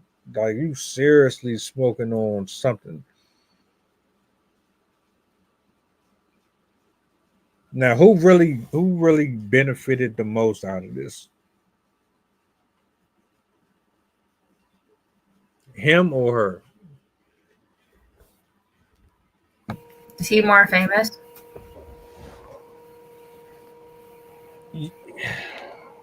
I don't know about now, because I don't know what he's doing now versus what she's doing now, so it's hard to really say. But I believe at one point he did make more money than her. I don't know who she was before him. I think maybe he can tell me, because I didn't know who she was at one point. I know her through him. I feel like it's gonna be whoever benefits the most financially / situationally from it not being known, I guess. But I feel like at this point, the kid's gonna be an adult at this point, right? Kids. Yeah, the daughter, I think the daughter's like 22, 23, something like that. She's a young 20-something-year-old. I mean, she's kind of not kind of. She's really damaged, like a lot. It ain't not even close to know that her mom was persistent in doing this. I mean, I believe she tried to make efforts to let her mom know that we need to tell Doug, and she actually knew, of course, but she was referring to Doug Christie as her stepdad. I mean, that's how bad this situation is. Yeah, she looked at him like, yeah, she know that's her stepdad. You know what I'm saying? She felt, think about how she felt. Like, she felt all out of pocket. Like, I'm with a family. You telling this man I'm his daughter, but look at the other kids and look at me. A kid can feel out of place with that. So that's how she grew up like that. Then on the flip, you inviting his teammate to come over to the house from time to time to visit with just me. But it came out that it was like he was trying to make it seem like he was going over there to talk to Doug, but Doug wasn't even there till he, So that was crazy. It's just a lot of pills with this, man. Then the main thing I'm gonna say with this, bro, is that I'm gonna start back on Doug. I gotta go with Doug because I mean, yeah, right now I can salute him. Okay, you can say, all right, he's suing the ex-wife. He's suing Chris Webber. He want $4 so and so million, and y'all split it, and for all the all the stuff that they got for the last 20 years out of them. So, but still, Doug, you know what I'm saying? You supposed to saw this coming. I gotta put it on Doug a little bit because he was real naive. Not only naive, he was manipulated, and every man ain't going like that. That's why I put it on Doug. Every guy out here ain't going like that. He looked real lost. I think Corey Holcomb called him a doofus and stuff like that. Like this dude believed everything this woman said out of her mouth, and she capitalized on it, and she maximized on it. She kind of blackmailed the daughter, and control. And I'm gonna even say she controlled Chris Webber because I mean here you are, you know another man in there with your daughter. That's horrible. You know that's your daughter, but you let your teammate take care of your daughter. Like that's trifling. That's horrible. That's despicable. You know what I'm saying? As a person, he was a great basketball player, no doubt. But you knew that you played on the same team as this man, and you kept doing this, and you allowed the woman to manipulate you, Chris Webber. You, sir, for not coming clean, and you felt guilty. And the daughter felt guilty. So everybody was in on not telling Doug Christie, but Doug Christie got tired of wondering and then did the DNA test, and then all of a sudden, all y'all in trouble. Like, come on, Doug Christie. It take you 20-something years to actually perform that? That's despicable. That's sorry, sir. You know what I'm saying? You continually to raise this man's child and seeing them come in your house. So then go back to her. She lost all respect for Doug Christie. Because think about it. If Doug Christie would have checked that back then, this wouldn't be a thing now. You see what I'm saying? But he didn't do that. He kept going on what she said. So she lost mad respect for Doug Christie. She kept on sleeping with Chris Webber.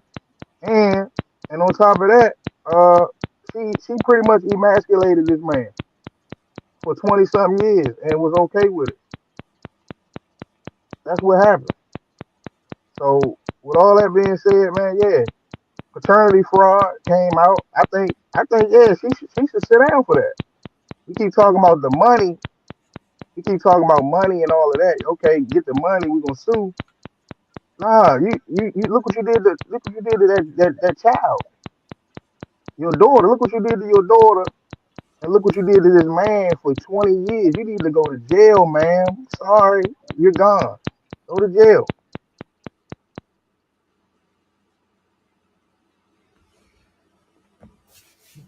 What's a reasonable punishment for paternity fraud? Jail time, a fine, house arrest. How do you enforce something like this? I mean, it should be taken seriously, right?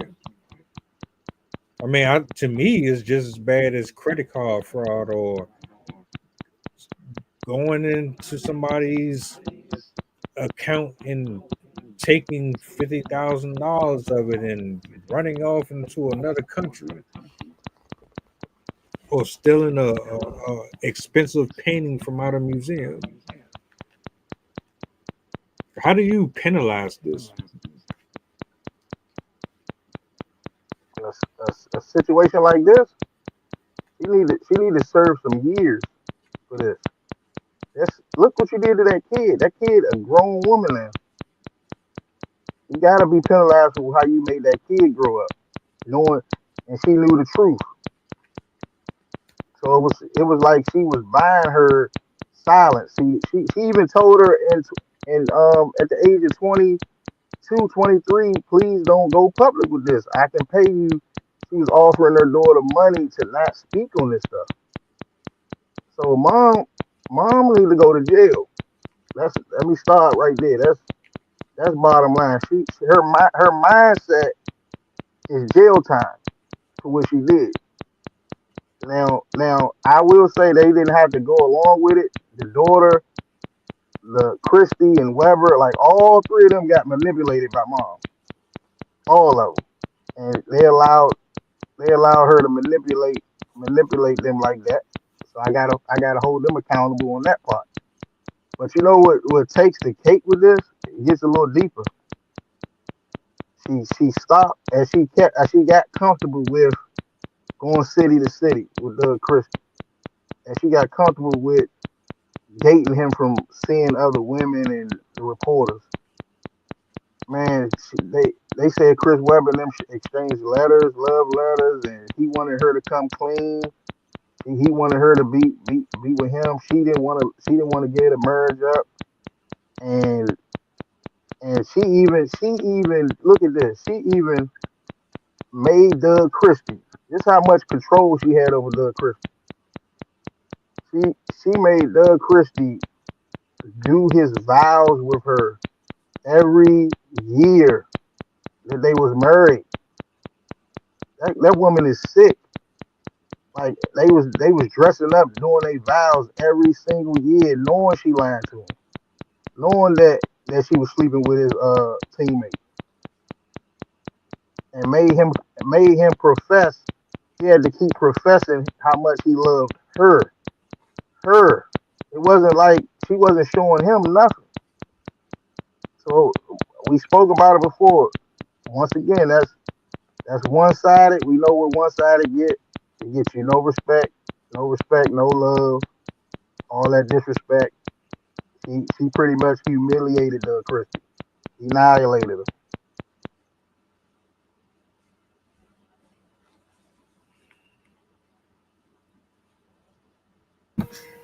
I think that since it at least in my belief, I've always thought that punishments should essentially reflect what the gains were from the crime.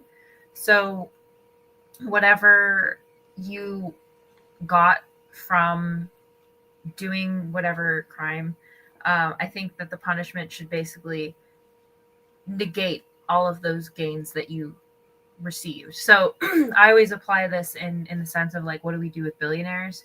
And I mean, personally, just with the way they treat their workers and stuff like that, I'd have no qualms of removing all of their wealth from them. I know a lot of people don't want to do that because they're like, oh, well, they work for their money and that's not fair. But if you're literally using your money as a weapon, you should not be allowed to have your money. And so I think in this case, if he had received benefits or whatever from dodging and lying about this, he should have all of those benefits taken away from him.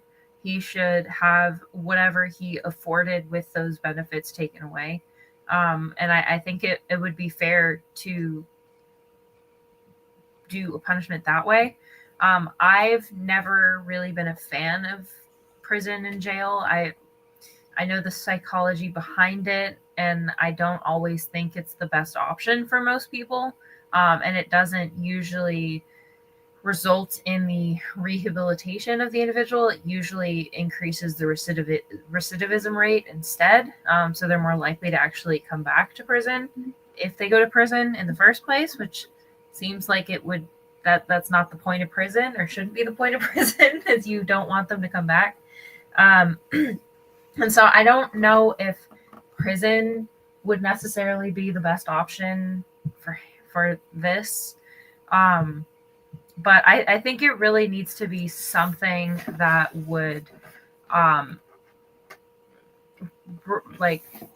resemble what they had. It would reverse what they had enriched themselves with as a result of the crime, if that makes sense. No, I get it. I do.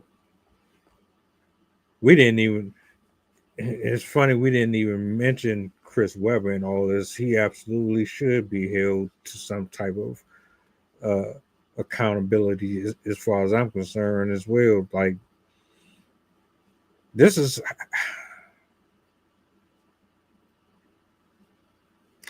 how wicked men and women can be. When you covet another person's spouse, when you're mesmerized by the wrong stuff, you will lie, you will keep secrets, you will blackmail, you will extort. Anything to get your way, you will do it. You really, really got to know the people that you are around. Take all his money, as far as I'm concerned. Public shame. He talking about suing Corey Holcomb for talking about this shit. But the only reason you want to sue Corey is because Corey is telling the truth. You don't like that. And because Corey got a following. There's people who watch him faithfully on a regular basis because he talks shit. And he's blunt. And he's very abrasive. He knows how to turn it on and off. But the fact of the matter is, you trifling, she's trifling, the whole situation is trifling. And there's a lot of dudes out there like Doug Christie and that man's wife who move just like that. And people, they advocate for him. They support it. They think it's funny, it's cute, it's endearing. Nothing about this is cool. People lose their life over shit like this. Everybody ain't playing with their emotions. You can't just step on people like that and expect the rainbows to come out right after the storm. It don't work like that for everybody. Some people can't handle, like, most people don't even like when there's traffic. We got short tempers. People be blowing the horn all day. You moving too slow. Hurry up. That's just little. Imagine it being something this big, though.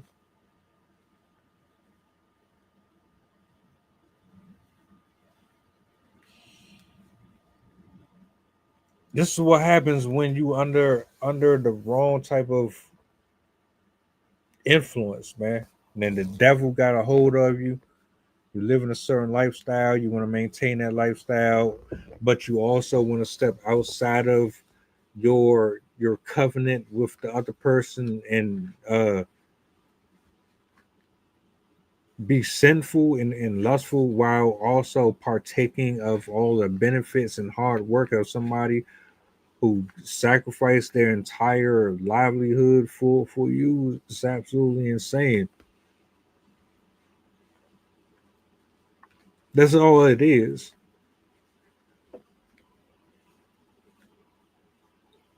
Should you bring your friends around you? We it's at the point to where now when it's like shit, do you bring your friends around your spouse? Yeah, that was something that came up too about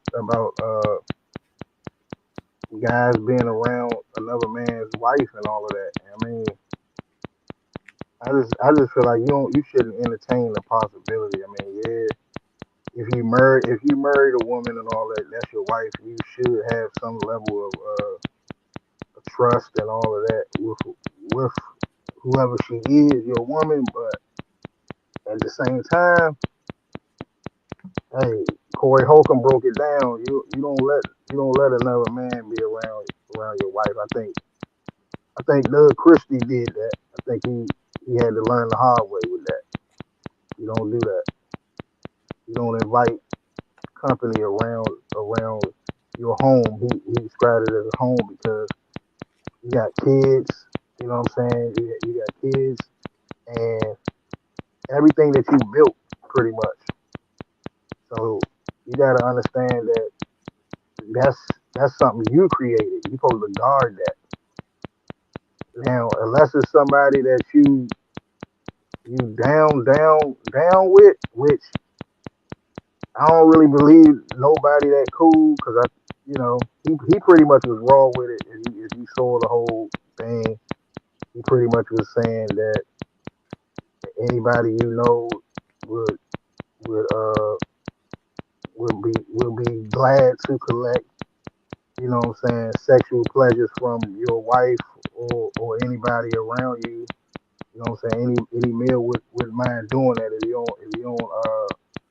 you don't know that. So I mean, I think trust can make a fool out you. That's what I think. If you trust somebody that much, you'll be a damn fool to do that. Yeah. Then he was, like I say, he was at the house a lot. So that's another red flag. You even if we teammates, like, you know, man, why you always at my house? Like, damn, that's a red flag right there. You at my house? I got my wife, my kids in here. Like, come on, that's crazy work.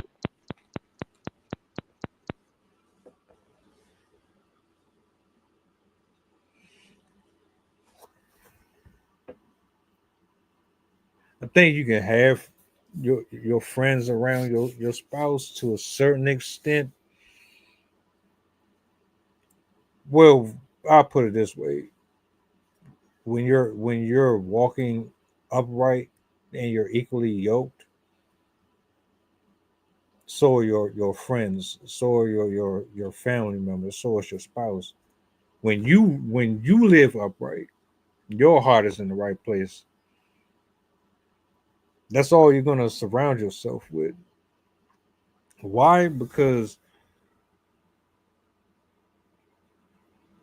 God will ensure that you're covered and that you know who is who, and that way you don't fall into that situation.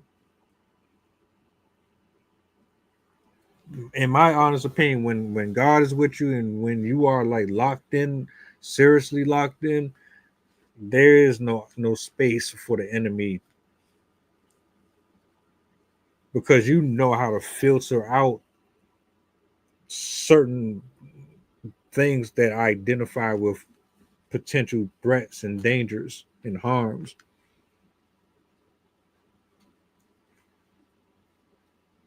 So I'm not going to sit here and say I wouldn't trust my wife or my friends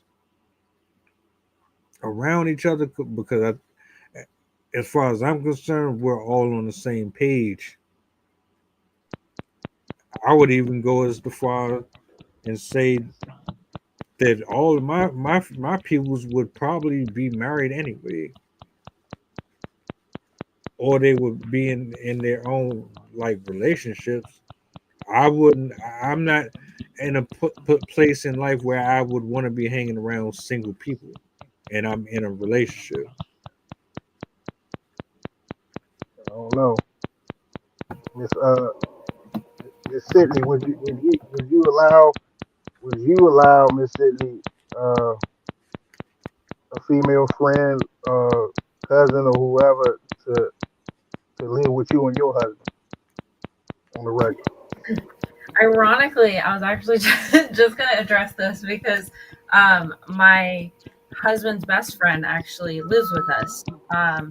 She moved in the beginning of the year, partially because, one, they've been best friends since high school, so a good like 15 years or more.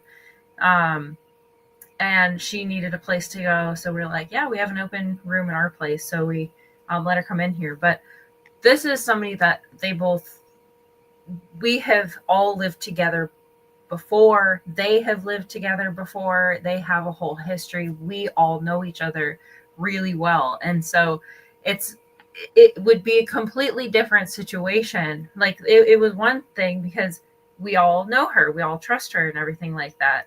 But if it was like my friend that I had met like a year ago and I was like, hey, McKinley, what do you think if I let her move in here? That would be a no. That would be a line that we would not want to cross, because even if, like, my husband is somebody that he is very against cheating. Like, he does not like cheaters at all. We had friends that the husband cheated on his wife, and from that point on, he was not cool with that friendship at all. Like, we were not hanging out with them or associating with them at all, because to him, it's like, if you're willing to cheat on your spouse, that says something much deeper about you than just you're willing to cheat. And so he is really, really, really against cheating and stuff like that. And it's always a concern for him. He's always been very nervous that somebody would just come in and swoop me out and take me away. And so he's territorial. Like, he wouldn't want anybody to be living here with me that would challenge that. And that would go for him as well. He knows, and I myself am territorial. Like, if he was like, oh yeah, this female coworker wants to move in with us, is that okay with you? I'll be like, what? No. Why? Like, why would that even be something you'd offer? Like, what? And I know him and I trust him. And it's just, I don't know. To me, it's just kind of like tempting fate. You really want to try that? Like, even if it doesn't turn into a cheating issue, bringing any extra person can overcomplicate things. It can cause so many different problems. Like, I have seen roommate situationships break down for so many reasons. There's a reason they have a quote, which I'm not going to get the exact words of, but of basically choose your friends wisely, but choose your roommates even more wisely. Because when you are sharing a space with somebody, you are opening up your entire life to them. All of your weird idiosyncrasies, the weird habits you have, whether or not you do your laundry at night or your dishes in the morning, like all of these things are now up in the air as a problem. So to me, I've always been extremely particular about the person that I choose to live with. But in a relationship where there's that added dimension of needing to keep the peace and wanting to make sure there's no intruding characters within the relationship, I've been watching Desperate Housewives a lot lately, so that's fresh in my mind of all of these, like, why would you guys choose to do that? That, like, you didn't think that's gonna cause problems? It's kind of that whole energy where I don't know why you would allow an external individual into your marriage and think that it would all be fine and dandy and everyone would get along. Like, there will be somebody that gets jealous, I promise. Human nature just seems to work out that way, where there's always going to be somebody that feels like they're being left out. That's exactly what my husband and I have said. We only want 2 kids, because at least then one kid will be with one parent and one kid will be with the other. But if you have the third one, then there's always going to be the one that's upset because someone else is getting more than the other. So I kind of see it that way.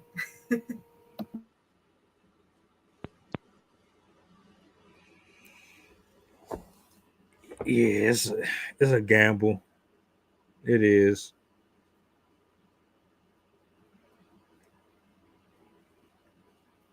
I think there's a balance to it. You're not going to be around your friends every single day of your life anyway. I think you should have similar interests, friend groups. Everything ain't got to be precise, but also, and I reiterate, God has to be there first and foremost. I don't want to be around nobody who don't love God or don't know him or don't have no type of involvement with him, or no, not doing it. I don't care if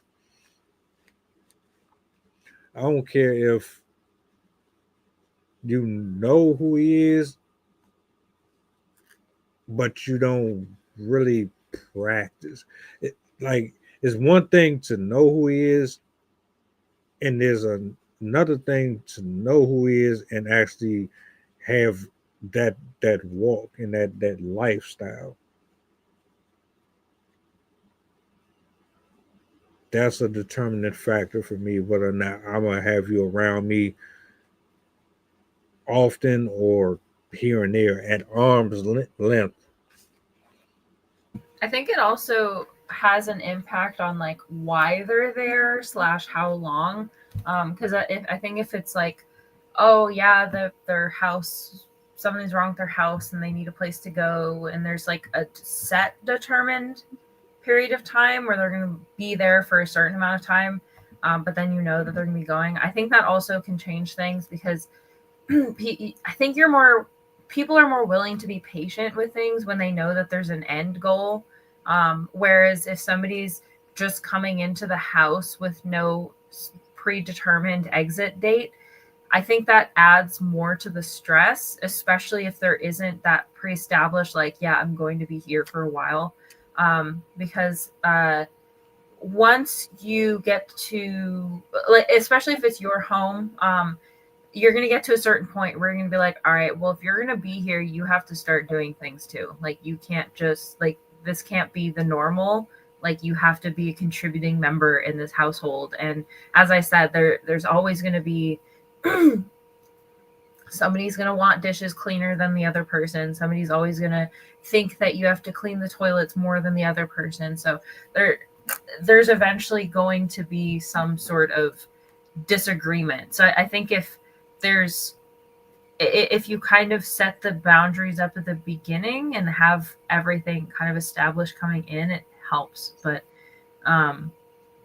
yeah, no, in some situations I've I've seen this happen with friends moving around where they're like, yeah, they'll be here for a couple weeks, and then a couple months go by, and then they start to get really like, all right, so when are you leaving? Like, you're either going to be planning on leaving or you're going to start planning on doing stuff around the house. Like, what are we doing here? And I think that limbo is really what can make people get even more stressed out at each other. Yeah, I think I'm gonna say this when it comes to this house mess. If you allow somebody, if somebody asks you something like that and they want to move in, and you give them permission to be in your space, then you gotta accept everything that come with it. You know what I'm saying? Once you tell somebody yes, then you can't decide how stuff gonna go and all of that. You said yes, so it can be a good experience, it can be a bad experience. But either way, you allowed that experience. You see what I'm saying? That's what I believe. And you gotta be ready to deal with that. Now I would say when it comes to the friend thing and all that, I'm looking at the boundary piece. Like you mentioned it up top, the boundaries have to be set, bro. Like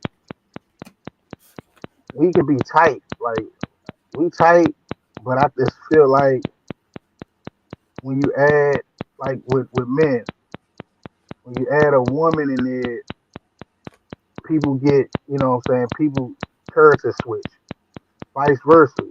Women can be real tight, and then you add a male in there, now you seeing another side of a person you thought you wasn't gonna see. So I just feel like the opposite sex is a bit of a distraction to the other person, and it can play a role. I mean, yeah, you might say you trust this person and all that, but people say a lot.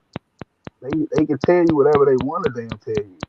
Your wife can tell you whatever she want to tell your husband, but you don't know none of that until they in that position to show you why they told you what they told you. You see what I'm saying? Until they get tested, it's bullshit. It's all bullshit. It's just words. It don't mean shit. You gotta be in that position to be like, oh man, they really do got my back, or he really do got my back. But you gotta see it. You can't hear it. You have to see with your eyes that they gonna do that. And with the friends, if we really cool, like I'm gonna put it to you like this: if we really tight like that, you're not even gonna ask me, you know, to come around, or could I get around or be around, because out of respect, you ain't gonna do that. You're not gonna even ask me because you already gonna know. Like I already know how my man feel. Blah blah blah. You know, I know him. You know what I'm saying? I don't think that's right to be around his wife like that. That's disrespect. I ain't gonna do that. So I'm not even gonna ask. You know what I'm saying? So I just feel how if you get to know a person, you gotta really get to know them on a deeper level. And I don't think you can know a lot of people that way too. I don't believe you can know a lot of people that close. So it got to be a small circle, if any.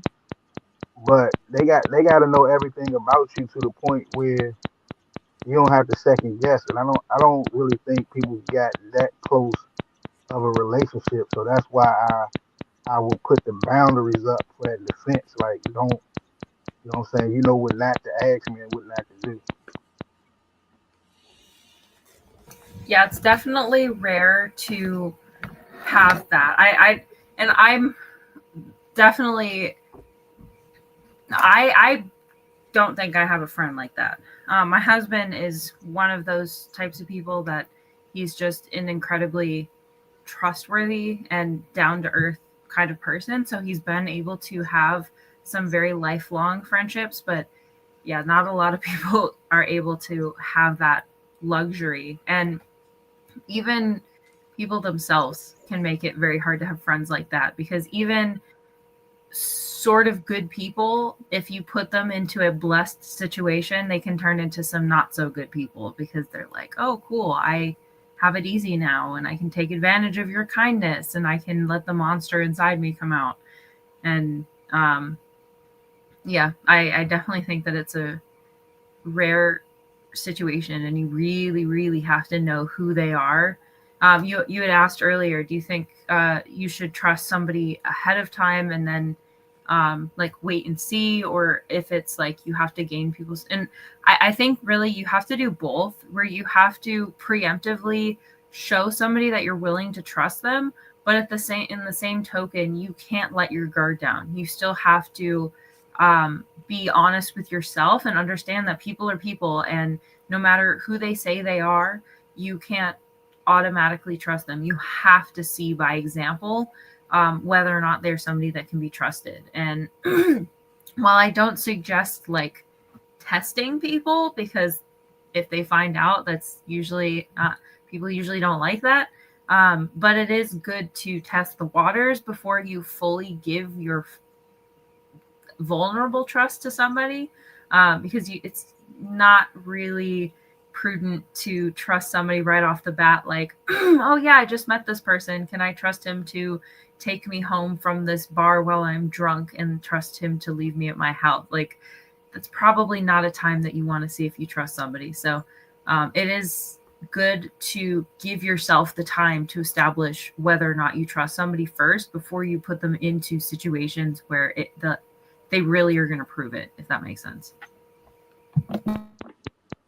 Yeah, I was gonna say betrayal. Betrayal never comes from the enemy. It wouldn't be betrayal. Betrayal always comes from somebody you let in, and that's where it started at. So just like what you said, you don't really know how much you know about a person until it's time to show you that. Technically, the person that's there is the enemy, if you really want to be technical about it. One of the issues that I have with celebrity dating or athletes who date,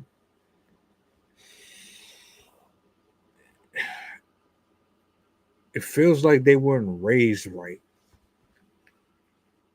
it feel like they only knew how to specialize at sports, or specialize at boxing, or specialize at networking, but when it comes down to dealing with the opposite gender, you're one of those dim bulbs that's flickering on and off, and there's no real electricity flowing in your brain. I don't know.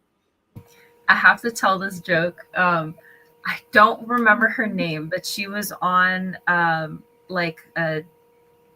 oh my god, what's it called? On YouTube, where they do like the dry bar comedy type stuff. She had a joke. You know that you messed up when or like the highest insult from a black lady is for them to tell you your mama didn't raise you right. Like, you're not gonna get an insult. Your mama's gonna get the insult. That's a fact though, because it's like year after year after year after year, it's the same thing over and over and over again. Somebody getting cheated on, somebody's getting a divorce, somebody's getting taken to the cleaners. This child isn't theirs. They just found out that it don't stop, and it's gotten to the point I gotta ask, who raised you? Because you keep doing the same thing over and over, but y'all all successful. All of you have made your money. You left your mark. you will be known in history as that person forever. But you're also going to be known as the fool who was in the scandal for 3-4 months. You're still going to be the same person that's turned into a case study for everybody on social media to pick apart and dissect you and your partner and everybody that was involved. We're going to probe at your life so that whoever is out here doing the same thing will look at this and not repeat it.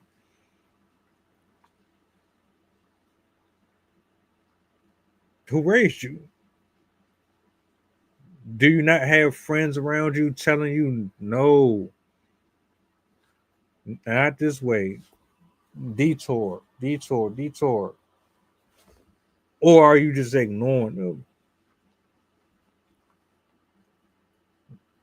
People get rid of their real friends. They'll choose their partner over their friends because they can't see themselves risking losing that person. And sometimes your friends be more real than the person that you're infatuated with. Often, matter of fact, I asked this question too, since we here. Do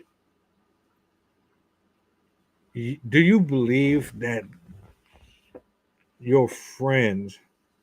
Well, I already know the answer. I just answered my own question, but do you think that your friends will always, or is going to be the more solid one between you and your partner, hypothetically speaking? Like if it was I gotta choose between the two. I'm sad to say that from a female perspective, a female friend is more likely to encourage you to like, oh, just live your life, go, you do you, whatever.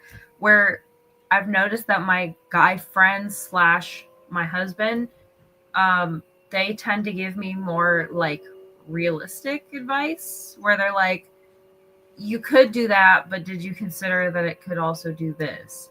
I don't know, like maybe it's just my friends, because I do have a few like fly by like one of my best friends is very much the like, I decided to go on a trip, so I got on a plane and flew there. Like she's not married, she has a dog and stuff. Like she takes care of her family and stuff like that, but she's very much like, I want to go live my life and I don't really want to be strapped down, and I'll be the fun auntie type of deal. But I also have another friend that's like very domestic, and all she wanted was the family and the kids and stuff like that. And I will seek them out for different sets of advice. Like I know what I can talk to one friend for, and I know what I can talk to the other friend for. I think it's complicated because every friend is going to be different. Every person is going to have different types of friends. I personally choose to have people that I can have conversations with and I'll get feedback for and stuff like that. But primarily, like I guess it's partially how I am as a person, but partially how my relationship is. My husband and I are kind of each other's it. Like I have my friends and he has his friends, but we are a unit on our own. So we'll run stuff past each other. And I don't know. I guess it's also just might be just me, maybe it's other people, but I also like to get other perspectives from multiple people. So if I'm trying to decide something, I will ask a lot of different people for feedback just to kind of read the room. But I don't know if a lot of people do that, because I do know I have a lot of friends that are like, or have had friends in the past that I don't talk to anymore, that were like yes women, where they would really only reach out to you if they wanted to hear you reassure them, where they would only talk to you when they wanted to hear you like, oh yeah, that's a great idea, great job, thumbs up. I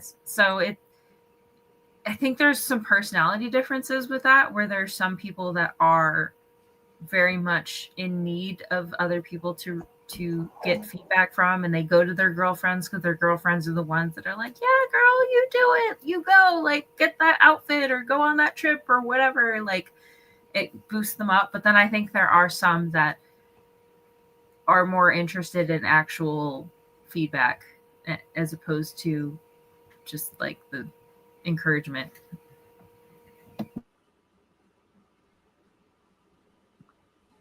Yeah. What I'm gonna say on that is it depends, but what I will say is that the woman, like your partner should be like your best friend. So it depends on the feedback from your friend and your partner. Your partner should be your best friend. That's the bottom line. All I'm gonna say is if they're not encouraging you for the best interest of you, then they not your real partner. You fucked up. That's what it means. You can ask your partner for an opinion, and if they not saying what's best for you, or then they might be saying what's best for their game. If you're listening properly, if you listen to their feedback and you ask them something, they might say something that's totally dependent on them. That's failure. Same thing with your bros. Your bro supposed to encourage you to keep that good woman. Man, let's go. Or not let's go out in the streets. Let's just F her, man. Let's do this. Let's do that. You know what I'm saying? So that's not a good bro. Like if that's supposed to be your buddy and all that, that's not a good friend, man. If he telling you to let's run the streets and you ruin your relationship, he awful. But you know what I'm saying? So it depends on what you asking them for, and what information and feedback you get back. But to be honest, to know if you got a good mate and a good friend, they supposed to be encouraging each other. Like they supposed to be supportive of your relationship with your bro, and he supposed to be supportive of your relationship with your lady. That's the way it's supposed to go. If it ain't like that, then it's failure. It's straight up failure.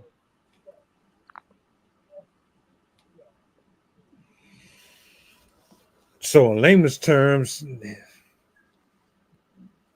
Doug Christie was sleeping with the enemy because there's no way you're going to convince me that a person that is your best friend would ever do something like that. Well, that's what I was gonna say. They wasn't really best friends though, because you got to think about it. They wasn't best friends, and he don't owe Doug Christie no loyalty because they played on the same team, but it wasn't like they had a real close knitted background relationship before he met his wife. You know, it's been history. It's been a history of players sleeping with other teammates' wives for years. Steve Nash, he had a wife. His teammate impregnated his wife, and you know, the baby came out dark. He did that to his teammate. So this is not the first. This is not the first debacle that happened in the NBA. No, it's not. Brings a whole new meaning to players. Yeah, to get the meat and potatoes of it, man. I think he divorced her when that baby was born, because I mean you can clearly see that what the hell, you know, the baby came out real dark and all that. What the hell? So yeah, he caught it right then and there. He didn't wait 20 something years to do it. He did it right then and there. I mean, he found out who it was, and it had to be somebody. You know what I'm saying? Because you think about like somebody had to be close to him to get there. They go back to the boundaries not being set, and that's how stuff like that can happen. But no, Chris Webber don't owe Doug Christie no loyalty because they wasn't cool. His wife, he married her. Doug Christie married that woman. That woman is the one that said those vows year and year and year after year. She the one owed Doug Christie the loyalty. He married her, and she didn't do that. That's who I was referring to when I said that wasn't his best friend. I was talking about her. I wasn't talking about him. Yeah. Well, in that case, she violated. Yeah. So we already know most dudes don't care if you're married or not. A lot of these guys out here, that's out. It don't matter if you rich or poor. The opportunity for that is yeah. I said it before, like women are living, breathing pieces of jewelry, man. And it's more what women have is more valuable than everything that we spend our life working for. In the eyes of dudes who ain't got no discipline. I'm not talking about the ones who are walking a straight and narrow. I'm talking about the ones who still are living in this world thinking that all life is about is sex, your cars, and no.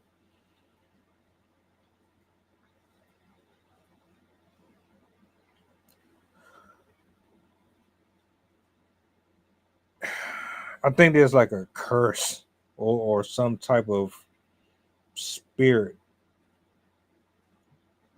that follows specific people and accomplishes the same goals within that group.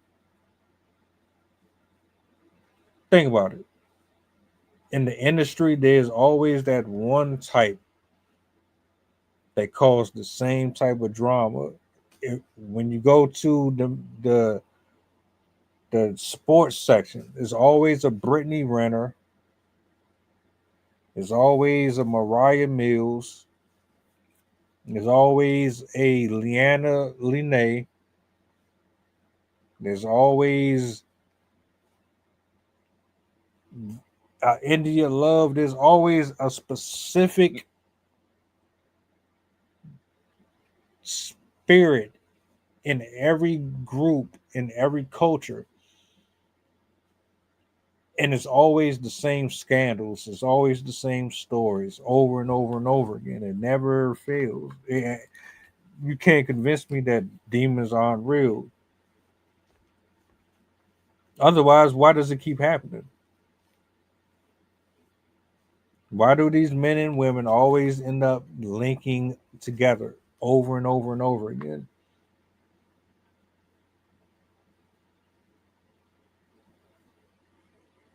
No discernment. Exactly. Bang,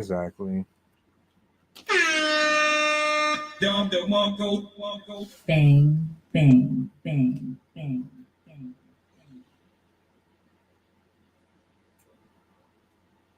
Hey, and look, that ain't my problem.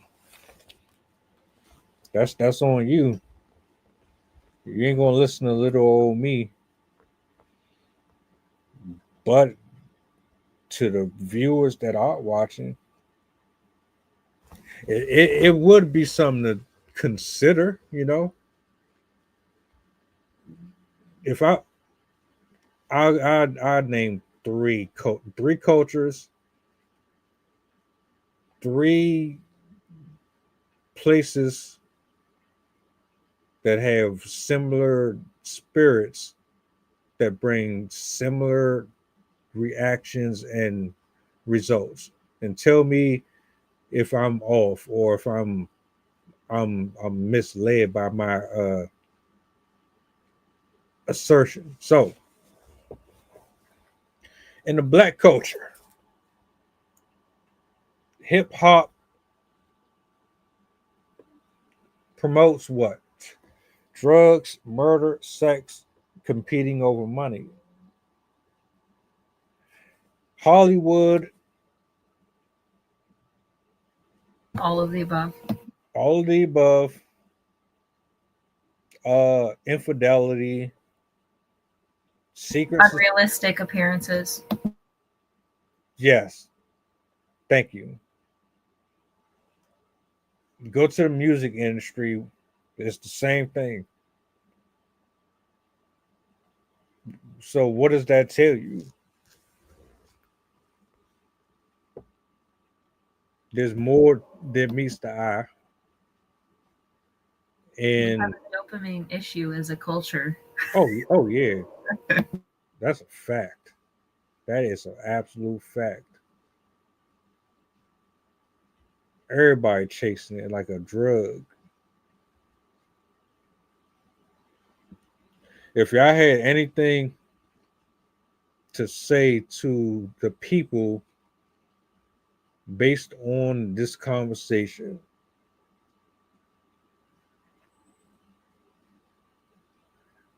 I turn the floor over to you.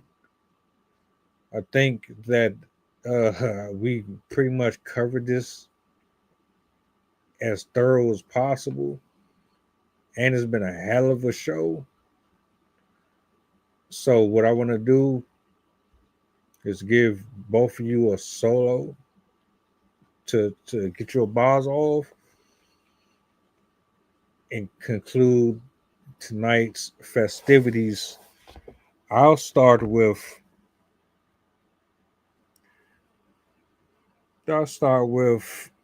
Miss Sydney, and then I will go to OTC to wrap us up for tonight.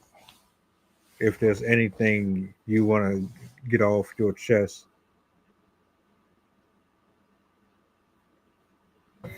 I figured since it's Friday, I could end with a poem. All right. So let me see. I'm going to choose between. Do this one. Okay. So this one's called Point of Creation. At the moment of our becoming, we toss ourselves into a hat, and we hope we come back in one pick. The genetic collections of families past, the choices of the adults in the driver's seat, the city street billboards, the church-going preachers, the complex mathematics of a teacher's touch. Together, the self coagulates around the things that we know, the roads we could claim for our sense of stability and our sense of fame. Leads back to the familiar faces, the seamless patterns in the quilts of the home where we hang our cloaks, on the nails by the strings of our hearts. We exist within and as the almighty push of life, yet remain under the influence of this and that, knickknacks, tasteless snacks, harmful stacks begging to stay, holding emotions in place on the shelf, saved for later, until the aging self aims to slip away. Because self is all that we cling to when nothing else remains. So that was a poem, all to say that we have all of these things around us that we connect to our identity, and we try so hard to express who we are through the things that we buy and say and surround ourselves with, but it's us. We are the things that we're trying to exemplify and all of the things that we're giving away to other people. And all we really have to do is be ourselves and exist as we are. We don't need all this other stuff to add on to ourselves. We are the thing. So, yeah, that was called Point of Creation. Sensational.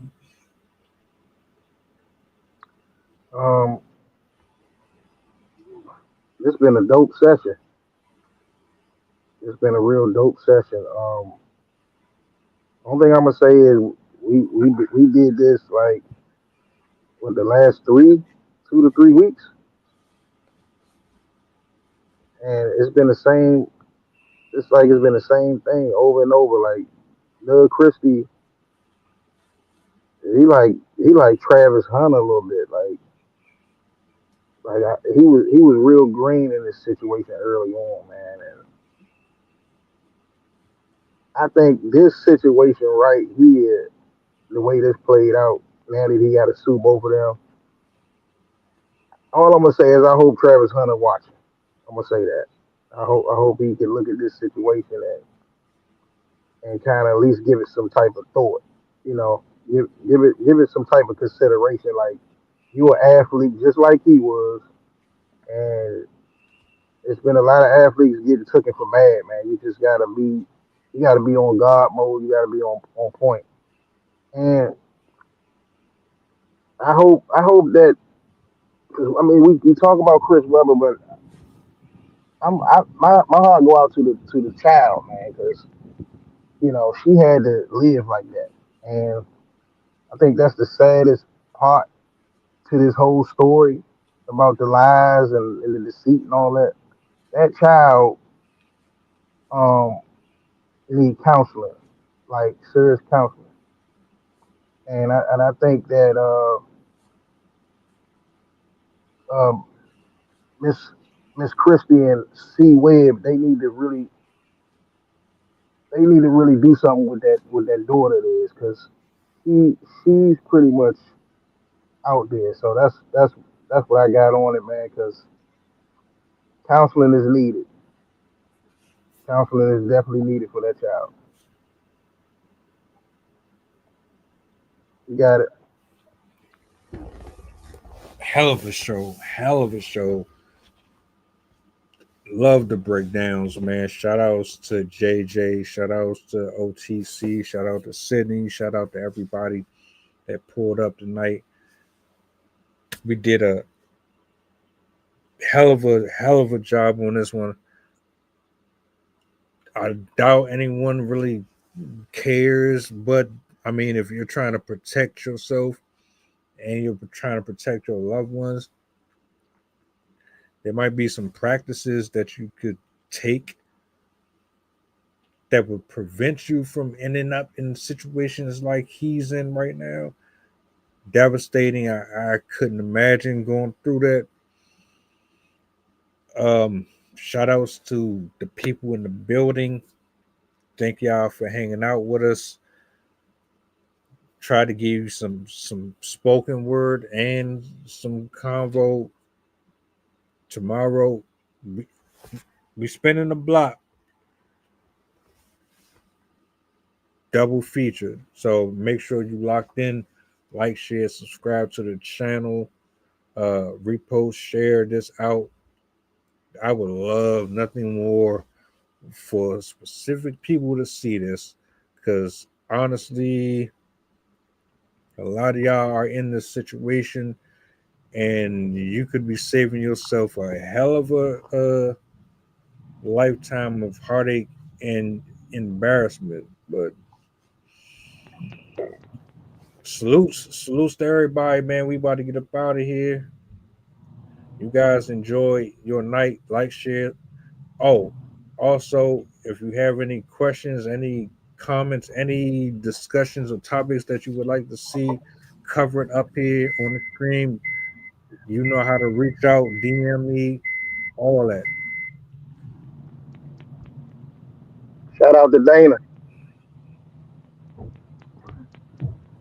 Salutes. Y'all be easy. We'll see y'all on the King's Morning Table. DNA is king. DNA is king. Mantra, slave song, slave ship, rip skin made me rip bones. But no matter how close my ancestors speak, they tell me they're tired of them praying on us like we're weak. I haven't been getting sleep, longing to sing until I've surpassed peak, until they think we are equal. Please, all I want is peace. My ancestors beat drums until their palms would bleed.